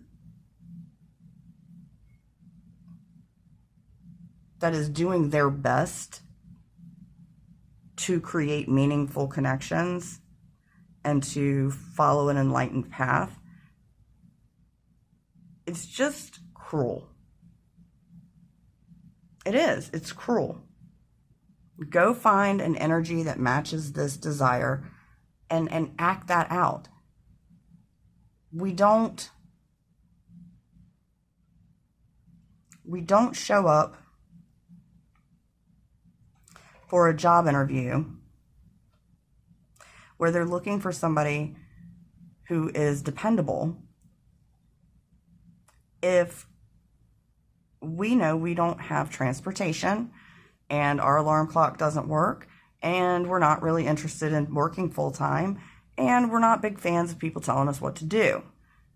Why are you there? You're in the wrong place. So, masculine, just leave this feminine to do their thing. You can get some advice from the Moonology deck. Spirit, what advice do you have for the feminine and the masculine in this connection? What is going to help them to heal from this and see something new? Let's see here. For the feminine, please. Oh, okay. Work through your fears. New moon in Scorpio. Yes. The Scorpion is not afraid. Even if it's tinier, it knows that it packs a powerful punch and that anything that messes with it is going to feel it. Don't sting. Don't go around being stingy because your feelings are hurt. But definitely look at why the feminine keeps making these kinds of decisions. Like, what energy is being created, or what fear is creating this energy? And really, it's time to, I think, do some shadow work, do some healing work on that fear. Could be a fear of abandonment, could be issues with a parent, a trauma that happened in childhood. But there's something in this connection that the divine feminine desired and try to fulfill in themselves. Masculine. You're very close to achieving your goal in the gibbous moon. Okay. Well, if your goal is to end this connection, congratulations, because I do believe that you are very close to achieving your goal. If driving this feminine away is what you wanted, I think that you've been very successful in that. So congratulations. And I'm not trying to be salty to the masculine. You're just living your life, making your decisions just like the feminine is. No right, no wrong, just choices and lessons. But I do get the sense that you've been over this for a while and you successfully communicated that in a way that I don't think you're going to have to worry about this feminine coming back anytime soon, because again, they're not allowing that type of energy any longer. All right, so divine, we got the Hidden Truth Oracle, divine feminine, what would masculine say to the feminine if they could?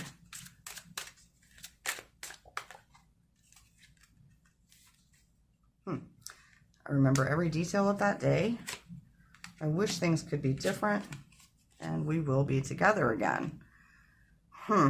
Okay. So remember every detail of that day. It could be, that whatever resonates with you, take that. If there's a day that you guys had a great time, or a day that, there was a significant argument, whatever day had really powerful energy, they remember every detail of it. They wish that things could be different. The energies just are not meshing. We will be together again. Okay, so this is this is what they think. Now, whether that happens or not, again, choices, decisions, paths, who knows? We all have control over that. But the masculine does think that you're not going anywhere. And this may be that opportunity to really show them that you're not here for this anymore. Which will potentially push them in a direction to heal or explore part of themselves. Or, maybe they move on and they never think about the divine feminine again. And that's okay too, because divine feminine is going to be doing their thing.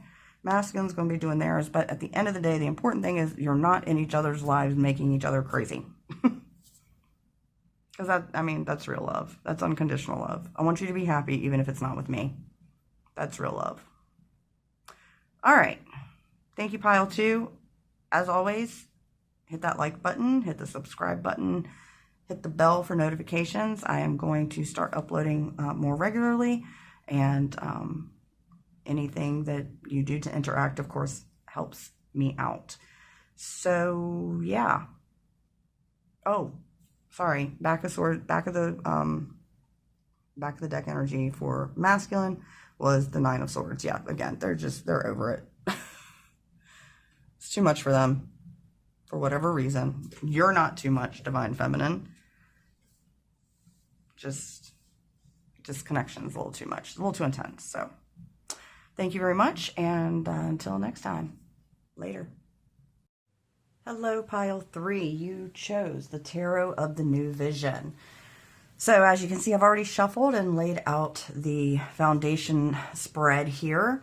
I've got 2 archetypes to represent the Divine Feminine and the Divine Masculine.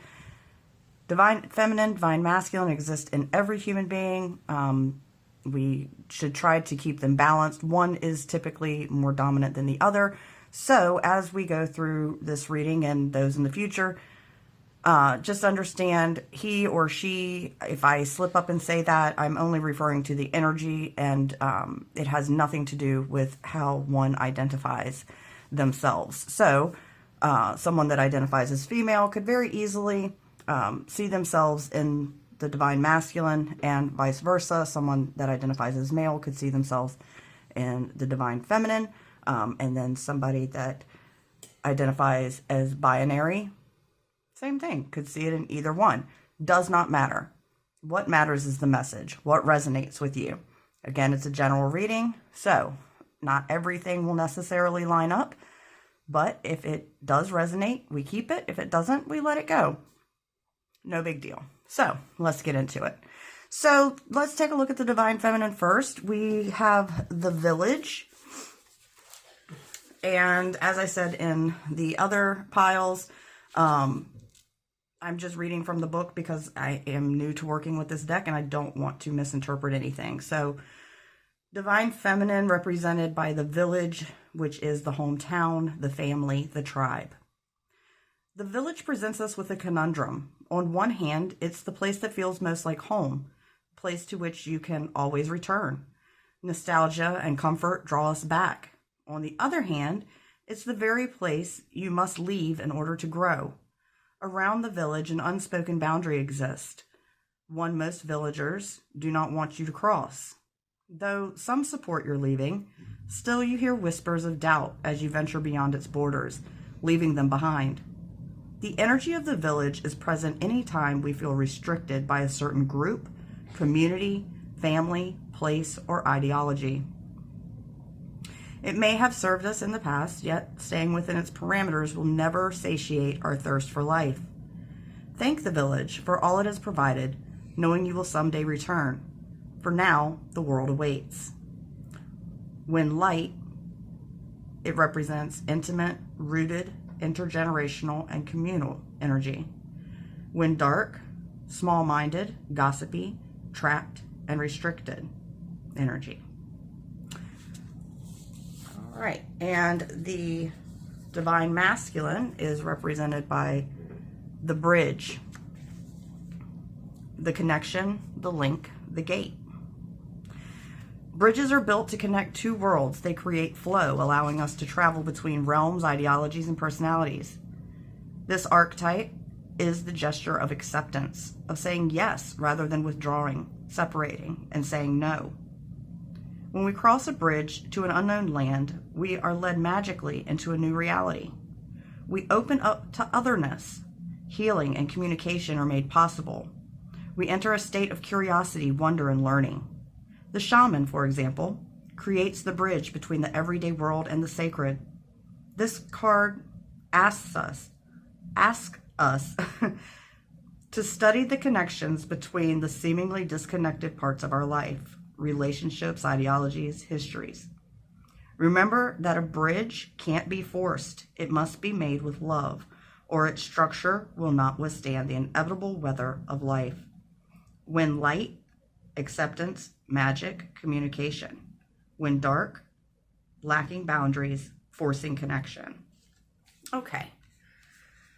So, without getting into all of the other cards yet, I've sensed that the divine feminine in this connection possibly comes from a background that is somewhat conservative in nature. I also get the sense that there's some religious beliefs that divine feminine is starting to question whether or not those beliefs align with their reality, and do they align with what their intuition and their heart tells them to believe. The divine feminine has a lot of people with a lot of opinions around them.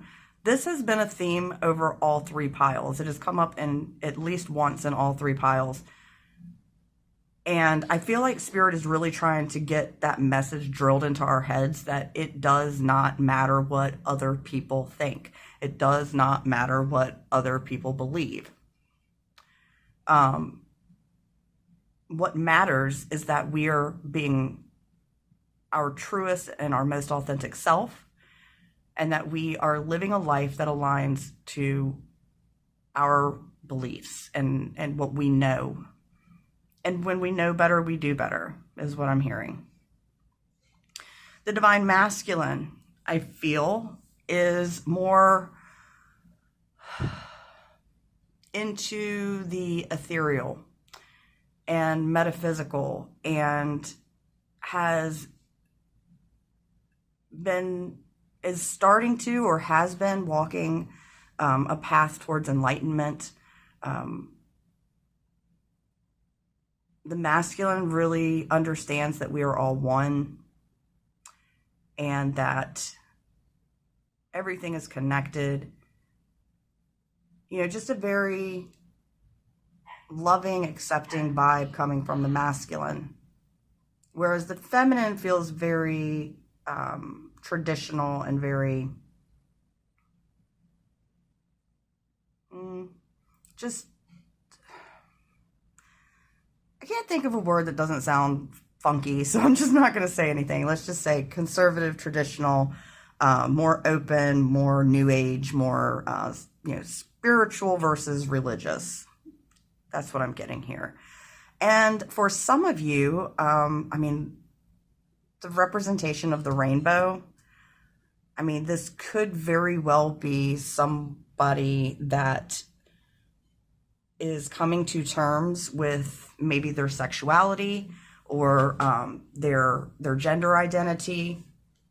And because of the village that they grew up in, or that they are surrounded or a part of now, maybe the connection with the bridge, who is already living loud and proud. I can see where there could, where that connection could have that kind of energy of already there, not quite there. Neither right, neither wrong. Just let's see what else we can get into. So for the connection and the current energy for the divine feminine and the divine masculine, we have the card from the Magic of You Oracle, number 22, Orenda. And this is the card that says, honor your mystical creative force. There is a mystical force present in all people that empowers them to affect the world or affect change in their own lives. Orenda appears when it is time to make a sacrifice in order to move into the next creative expression of self. The maiden contemplates her role in creation, the seed, the birth, the nurture, the release, both in her ability to procreate and her choices of expressing her creative force in relationships, music, art, and food. She sits bathed in the light of the distant full moon, her mystical powers reflecting far into the past and far into the future. The sacred snake extends from her woven hair. Her blood is offered to it as a sacrifice. It is the sacred dance of creation to give life and in return have some of her own taken away, transferred, transformed. This card embodies the ancient goddess as she was depicted in the Garden of Eden as a primordial, omnipotent serpent, the bearer of wisdom. If this card is drawn by a woman seeking to start a family, it confers pregnancy and fertility. Orenda relates to all the sacred female cycles, the transition of maiden to mother to crone, blessing them as divine and equally valuable and beautiful. Okay. So I also am hearing, sorry about the background noise, it is what it is. If this is not related to something of a sexual nature in the sense of, coming out to friends and family, living your truth, this could also be about a paradigm shift that is happening in the divine feminine because of the relationship with the masculine, opening up their eyes to other options and other possibilities. I have not even gotten into reading the energy of these cards yet, so we'll see what lines up and what doesn't. But I do get the sense that even some of you that watch this will be very uncomfortable with what I just read and with the depiction in these cards, because there's something from where you come from and what you believe that you have been taught that anything other than that particular belief system is not only unacceptable, but will result in damnation, or, your soul will be corrupted, or, different religions teach a lot of different things, and most of them are trying to teach about love and compassion and acceptance, but it gets all muddy and blurred when humans put their own twist on things and interpret things the way they want to. I'm not judging anybody or any religion, to each their own. There are many different paths to enlightenment. But I have experienced the religion of Christianity through the lens of Southern Caucasians, I guess is the nicest way to say that. And I love my Southern Caucasians. I am a Southern Caucasian, but you know what I mean by that. Like, just very closed-minded and very hellfire and brimstone. So I have some experience with that. And I think if you are, if this is resonating with you, then I want you to take a deep breath and I want you to relax, because no matter what you believe in, there is one universal source, and that source is nothing but love. So you are allowed to ask questions. You are allowed to explore other avenues without fear of condemnation or rejection. So again, I think the energy that is in this connection is one of somebody who is a lot more open to spiritual things, and one that is coming out of that bondage of religion. Yeah, and okay, so, all right, I hear you, Spirit. I'm moving on. So, Divine Feminine, what is the current energy? Yeah, so, we have the Two of Wands. To me, this feels like standing on the precipice of, like, going down one path or going down another. The one path leads back to the village, which is comfortable and familiar, but does not bring spiritual satisfaction, if you will. I feel like there is, I feel like this King of Pentacles could represent like a father figure or a male presence in the feminine's life that is really the foundation for what the family believes or doesn't believe, or accepts or rejects. But I also feel like for some people this could represent not a human, but how they see how they see God represented in their lives as like this King of Pentacles, this big masculine guy that provides for everybody that he deems worthy to provide for.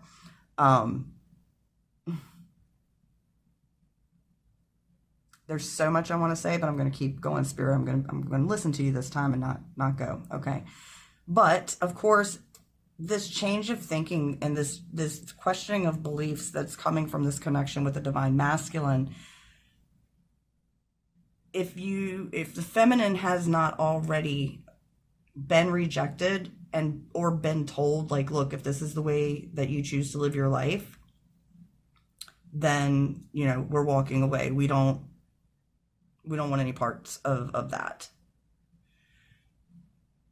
But the devil in reverse, and of course the devil being about unhealthy attachments, leads me to believe that the feminine is starting to accept that, you know, their journey is not the same as their families and their friends or others in the village, even though I promise you'd be surprised to find out how many people in your village read horoscopes and check their, you know, astrology and maybe even dabble in tarot or oracles or runes, or, you know, you'd really be surprised what people do. Some of us, like myself and other readers, are very open about who they are and what they believe and practice. Other people, they like to be more quiet about it, and there's nothing wrong with that, but you would be surprised. So I do feel like the feminine is starting to accept that they're going to have to let go of some unhealthy relationships, some unhealthy beliefs, some things that no longer serve them, if they want to continue with this connection. And that starts as first recognizing oneself as a mystical creative force, understanding that life is happening for us, not to us, and that we are co-creators in our own reality. And these are a lot of things that aren't talked about in traditional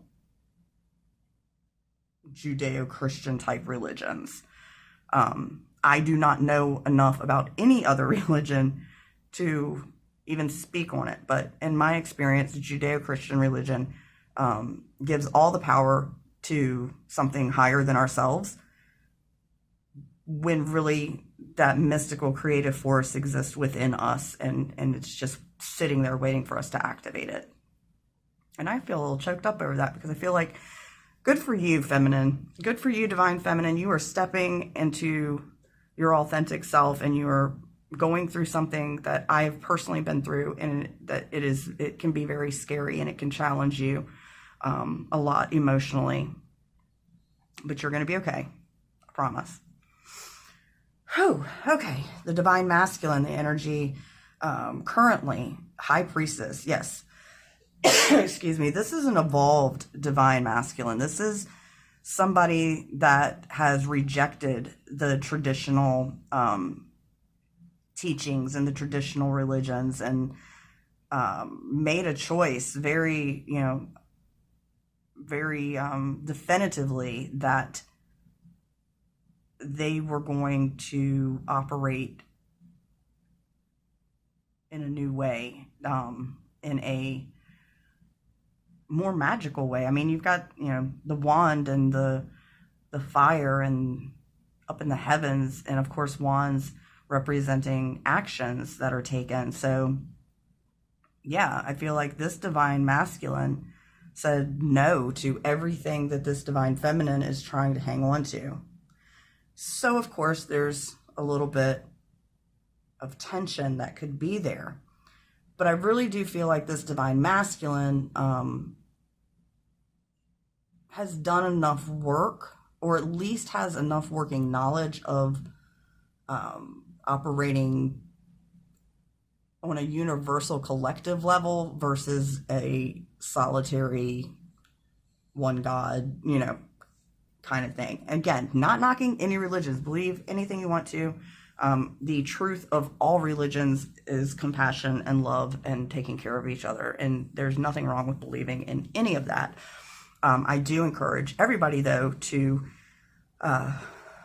to run everything that a human being says or interprets through the filter of discernment before committing to making that your belief. And I might actually do a podcast or a video about my experience with the church and the transition, because it's a lot. It's been a lot of people hurt by the church. So again, if this is related to a coming out situation, or even, you know, with Orenda, a unexpected pregnancy, maybe, you know, I'm hearing different, like you're just different on so many levels that having a child together would really rock the family. And if they are traditional and they are conservative, this could be that you are from different backgrounds, obviously different belief systems. Some of you, it may be that there's an issue because there's a different race or a different ethnicity. It is 2021. If your people are still harping on what color somebody's skin is or what country they come from instead of looking at them as an individual human being, just let that go and let those people go, because that's crazy. It's absolutely insane. The only reason we would ever judge anybody based on something like that is because we are trying to feel superior to them. And I got news for everybody. Nobody's better than anybody. I'm not better than you. You're not better than me. No matter what, we are all one. We are all connected. And that, I think, is the message of the divine masculine that they're trying to get through to the divine feminine, is like, look, I understand, but that just does not align with my path and purpose. And if we're going to do this together in this connection, you know, I don't see the masculine ever going back to the village. They already found the bridge. They crossed. They've moved on. And they're kind of like, you know, on the other side, holding their hand out, saying, come on, you know, come with me. We'll do this together. Oh, I got teary-eyed. That's just, I don't know. It's so sweet. Oh, I love that. Love that for them. And for you, because you've got somebody solid. You know, divine feminine. I say you because I always assume that I'm speaking to the divine feminine, but if I'm speaking to the divine masculine in this situation, you know, good for you. You are being solid as a rock, and you know who you are and what you stand for, and you're not giving up on this connection. I don't feel like you are anytime soon. So just please be patient. The village does a number, and you probably know that because you left the village. So good for you. All right. So where is the energy? What is it that these two are not acknowledging, can't recognize, don't see for themselves? And we have number 28, sacrifice. And 28, of course, reduced to a 10, which is completion. What can you let go of? Do you feel you are being kept in the dark? Do you feel like you are buried? Redefine your thoughts to contemplate that you are not buried, but planted. Soon it will be your time to bloom, to be aware and to know. But for now, you must merge with the darkness in order to grow. The maiden has sacrificed her ego to become her primal self. Her reptile-like spine descends from her pineal gland and plunges deep into the earth, rooting her into the mother's dark embrace and plunging her into Gaia's source.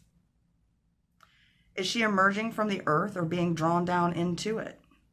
Both aspects are appropriate to consider. On the one hand, she is planted. On the other, she is blooming. When this card appears, it is time to consider what you are willing to sacrifice, to let go of. What are you prepared to recycle in your life? Recycle in yourself, in people, places, and things around you in order to nourish and grow. The harder the sacrifice, the greater the exponential growth. Well, I mean, I think that's right in line with the messages that I have been receiving so far. And for anybody who doesn't know, your pineal gland is located inside of your brain. It is the gland that is calcified, and a lot of people talk about decalcifying the pineal gland, or a lot of people talk about taking DMT, or what is it, ayahuasca or something like, what I'm talking about, that tea with the DMT that activates the pineal, and it's supposed to be where our third eye gets its power from. I mean, I'm not an expert, obviously. I'm stumbling a little bit here, but just to kind of give you an idea, that's, the pineal gland being our third eye, our intuition, being, rooted into Gaia, of course, Mother Earth, and that source that comes from the earth, that red energy, that root chakra energy, that grounding energy. So it's about, again, with the bridge, connecting heaven and earth, connecting the divine with the human experience. So this card, I believe, is extremely significant into what needs to be acknowledged. The divine feminine, this Four of Pentacles,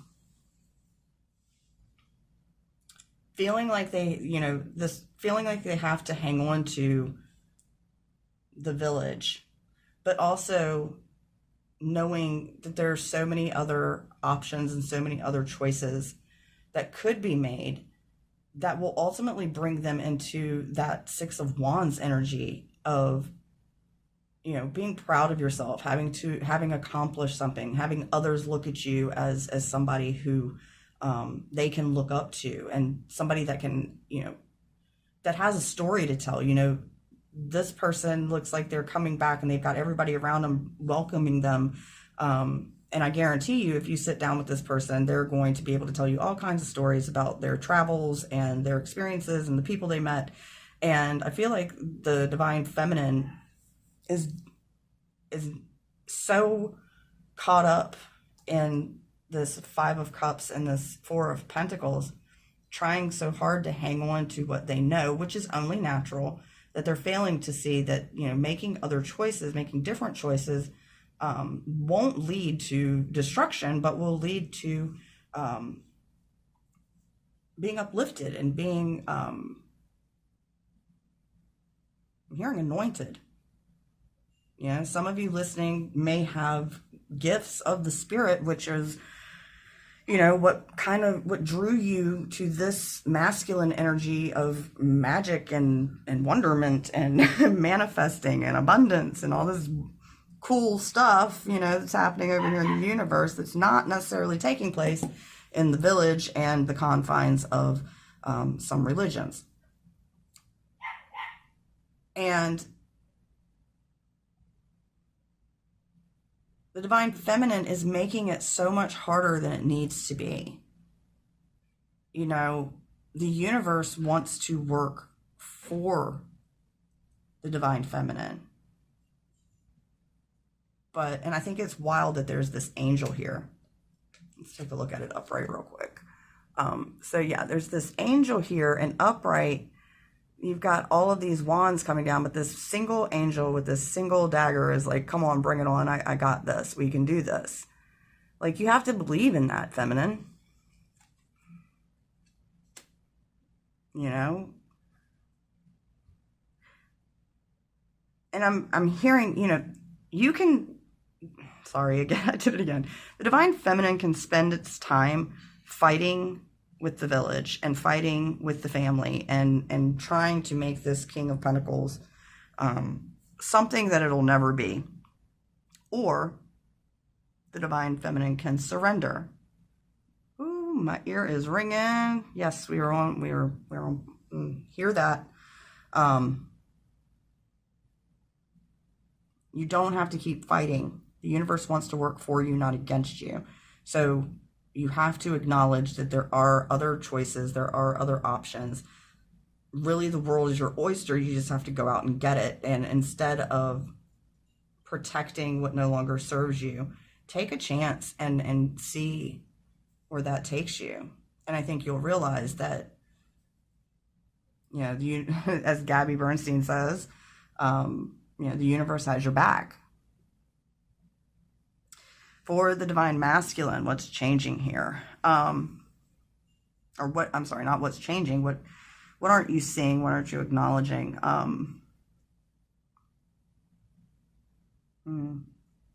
Okay.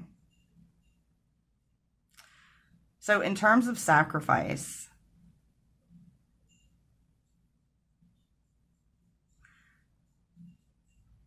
I feel like it needs to be acknowledged or recognized how difficult this connection can be. Because as enlightened and as evolved, if you will, this divine masculine is, they still struggle with understanding how someone could choose this energy over this energy. And it makes them maybe a little cold or a little detached. But I'm also hearing that, detachment is actually, can be a good thing. It can be healthy when you're not attached to an outcome or you're not attached to a person. You're just in the moment and doing what needs to be done. But I don't, with the duality of the Two of Pentacles and the trying to bridge, oh, that's so beautiful, trying to bridge these two worlds together. And because I feel like the masculine, they think that, okay, the feminine is just going to cross over and then everything's going to be great. And they're, oh, that's so cool. You both got Six of Wands in the exact same position from two different decks. I swear I didn't do that. That's crazy. But, sorry, you can see, yeah, like, maybe that's, the feminine sees that in you, that you are walking in your own power. And because of that, other people respect you and look up to you. And they've seen how you've been able to manifest in your life. They've seen how miracles just happen for you. And you never seem to want for anything. And you always seem like content. Like the feminine definitely admires that in you. So what's the sacrifice, Spirit?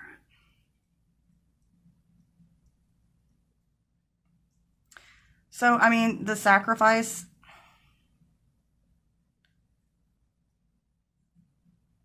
depending on what the divine feminine decides to do, and we're going to look at where the energy is shifting next, it could be sacrificing this connection, at least temporarily. I feel like you've poured so much into this connection, and I don't know if they're going to be able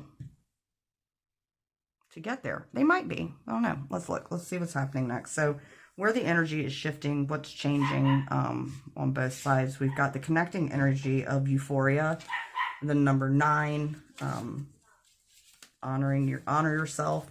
And, lots of 9s, lots of 10s, lots of, yeah, like, whatever is happening, I think that the transitioning is going to happen sooner rather than later. Now, time frame, I couldn't even begin to say, but sooner rather than later. And that's all, relative, but if you were wondering. So the white goddess with the feathered snake swan countenance represents the sacred fusion of earth and air, divine inspiration bonded with earthly tangibility. There is a sensual aspect to this card. It is now your duty to honor your physical self in an exalted way. Have you been abusing your body? Poor eating, excesses of toxic substances, and dragging yourself through workouts you don't enjoy is punishing, not celebrating yourself. Don't put anything in your body that is not worthy of your goddess status. Quality over quantity is the key at this time. Awaken to your sacred self. Be selective about who you allow in physical proximity to you. In matters of sex and sensuality, do not share your sacred self with someone who is not worthy of you or who does not treat you in an honorable and respectful way. The woman of Euphoria holds her hands gently and seductively over her heart as she considers the blessed magnificence of her reality. She is quiet and reflective. This is a deep inner comprehension, not bound by society's laws and others' opinions. Inside, she is infinite, and her physical form is the gateway. Yes. All right, pile 3. Divine Feminine.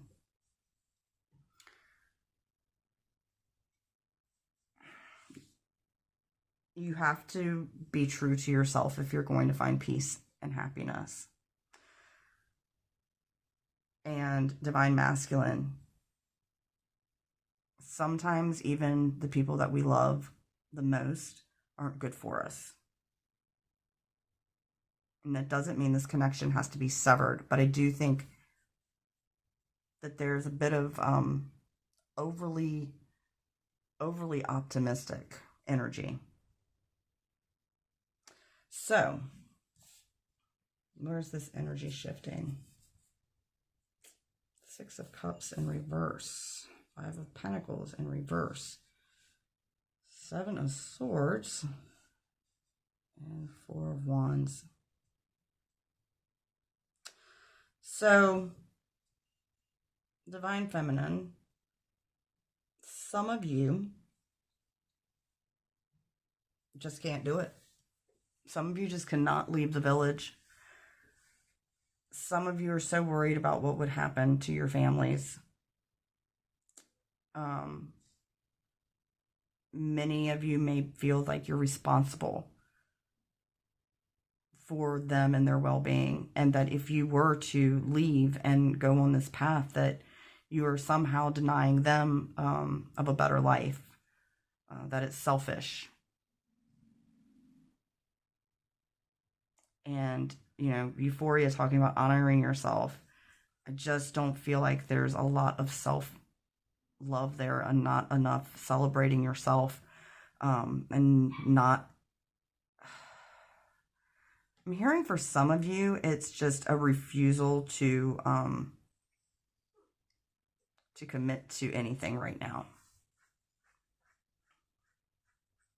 Maybe that's why you're here. You're like you're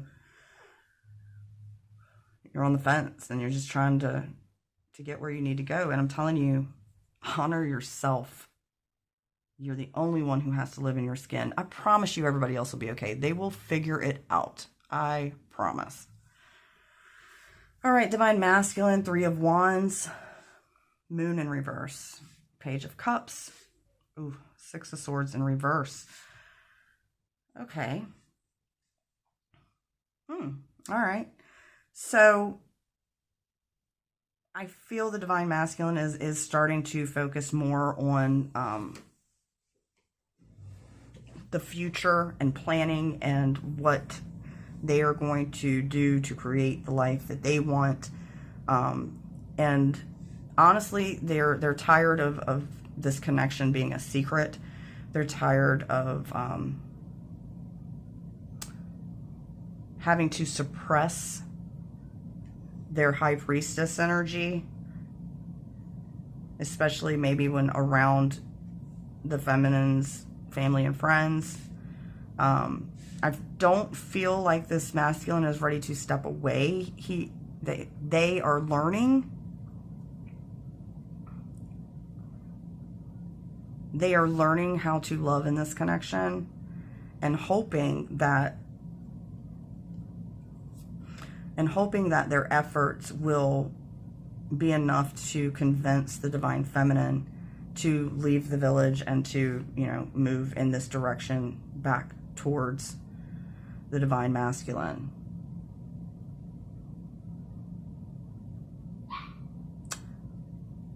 Yeah, I'm just looking. Yeah, it's just, you know, in the current energy, you know, feminine is looking towards masculine, masculine's looking towards feminine. The thing that isn't being acknowledged or talked about is, you know, this moving in. You got the exact same card from 2 different decks going in 2 different directions. one that leads to abundance and prosperity, and one that leads to struggle and lack. And then here we have, you know, with the 7 walking kind of towards it, but looking over their shoulder. Again, this, especially with this Devil in reverse, like this feminine, I need the masculine to understand this feminine is in a very difficult situation. In order to proceed with this connection, they would almost literally have to give up everything and everybody. You know, and that is what they're scared of. They don't, I mean, who wants to do that? So if the masculine is operating in this place of trying to be patient and to, you know, and with the euphoria, of course, drugs and alcohol and fatty foods, and, you know, we all need to, everything in moderation, right? And if we can't do it in moderation, we got to leave it alone. So that, you know, that could be another issue with the Devil in reverse for the feminine.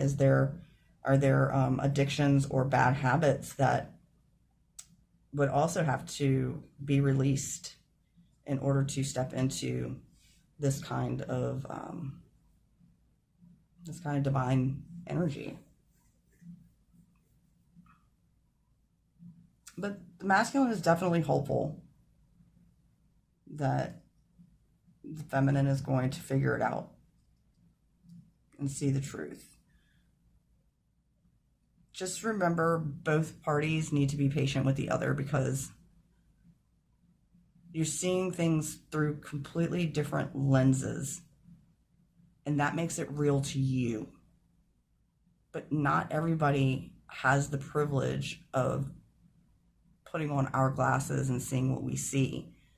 So compassion is going to be key in this connection. And with that, back of the deck energy for the feminine, 7 of Pentacles. Yeah, I mean, you've got everything right there in front of you. Even a ghost of a woman. Interesting. You know, is that haunting you? Is that, you know, what happened to somebody else? They lost their life, or they left everything and didn't work out. Well, that doesn't have to be your energy. And then the Hermit's underneath of that, which is pretty cool, because the divine feminine could definitely use some time alone to think about this. Back of the deck energy for the masculine, Queen of Cups in reverse.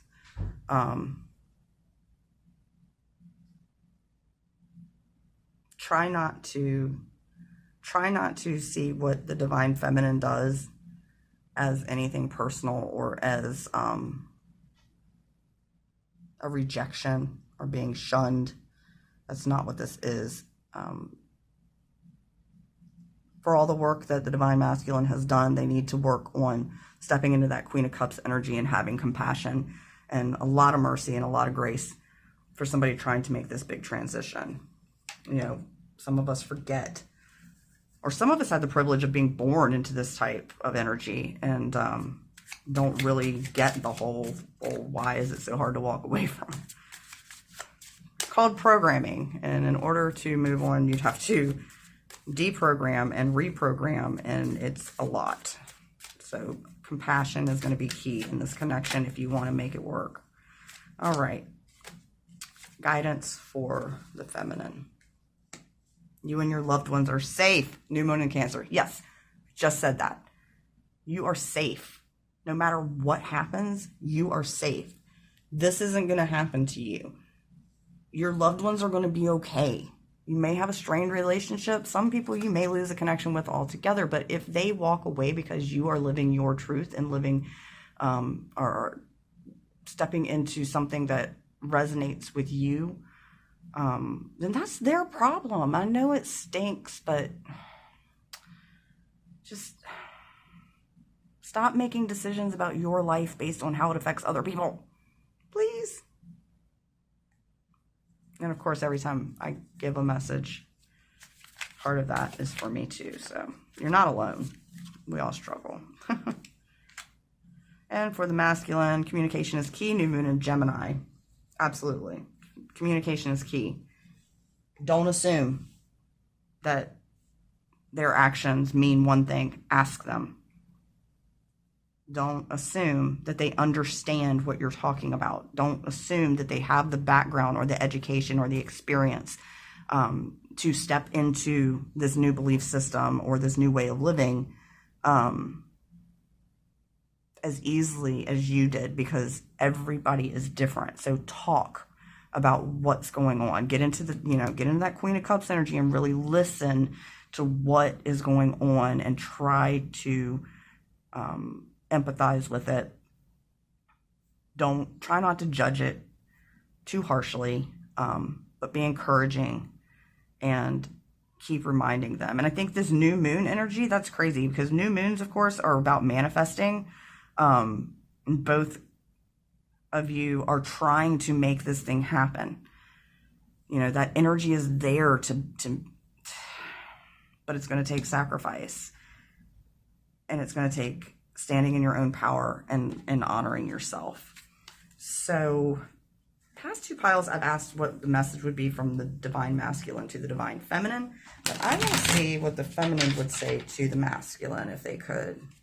So Spirit, can we have 3 cards as a message from the divine feminine to the divine masculine? I feel like this is more about that. Let's see. Sorry, I just be rambling out loud. It's like a stream of consciousness coming out of my mouth. Okay. All right. So the divine feminine says to the divine masculine, I couldn't let you get close to me. Okay. That makes sense, all things considered. Sometimes I stay awake thinking about you. And I'm sure that you feel that, divine masculine, as sensitive as you are. What else? Last one. So many things remind me of you. Okay. So, yeah, again, just this feminine trying to protect their identity, how they identify right now, not really trying to let anybody else into this connection or bring about, doesn't want to have to explain this connection kind of thing. Sometimes I stay awake thinking about you. Yeah, it bothers them. Like the divine feminine really wants to do what is, I don't want to say the right thing, because that's not accurate, but they don't want to do the scary thing. But they do desperately desire this freedom that they see over here, and they desperately want to transition out of this energy, but they just, and they think about you and the way that you did it and how things seem so easy, and I think that actually, causes a little bit of pain sometimes,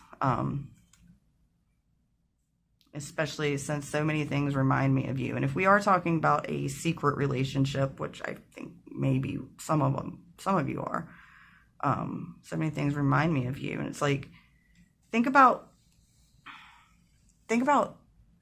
when something good happens, like there's always that person you want to call and tell them. And imagine living your life and seeing things all day that remind you of that person, and feeling like you don't have the freedom to reach out to them or to express that to them. It's a very heavy feeling from this divine feminine. So, yeah, that's where I'm going to end it. Be authentic. Love is love.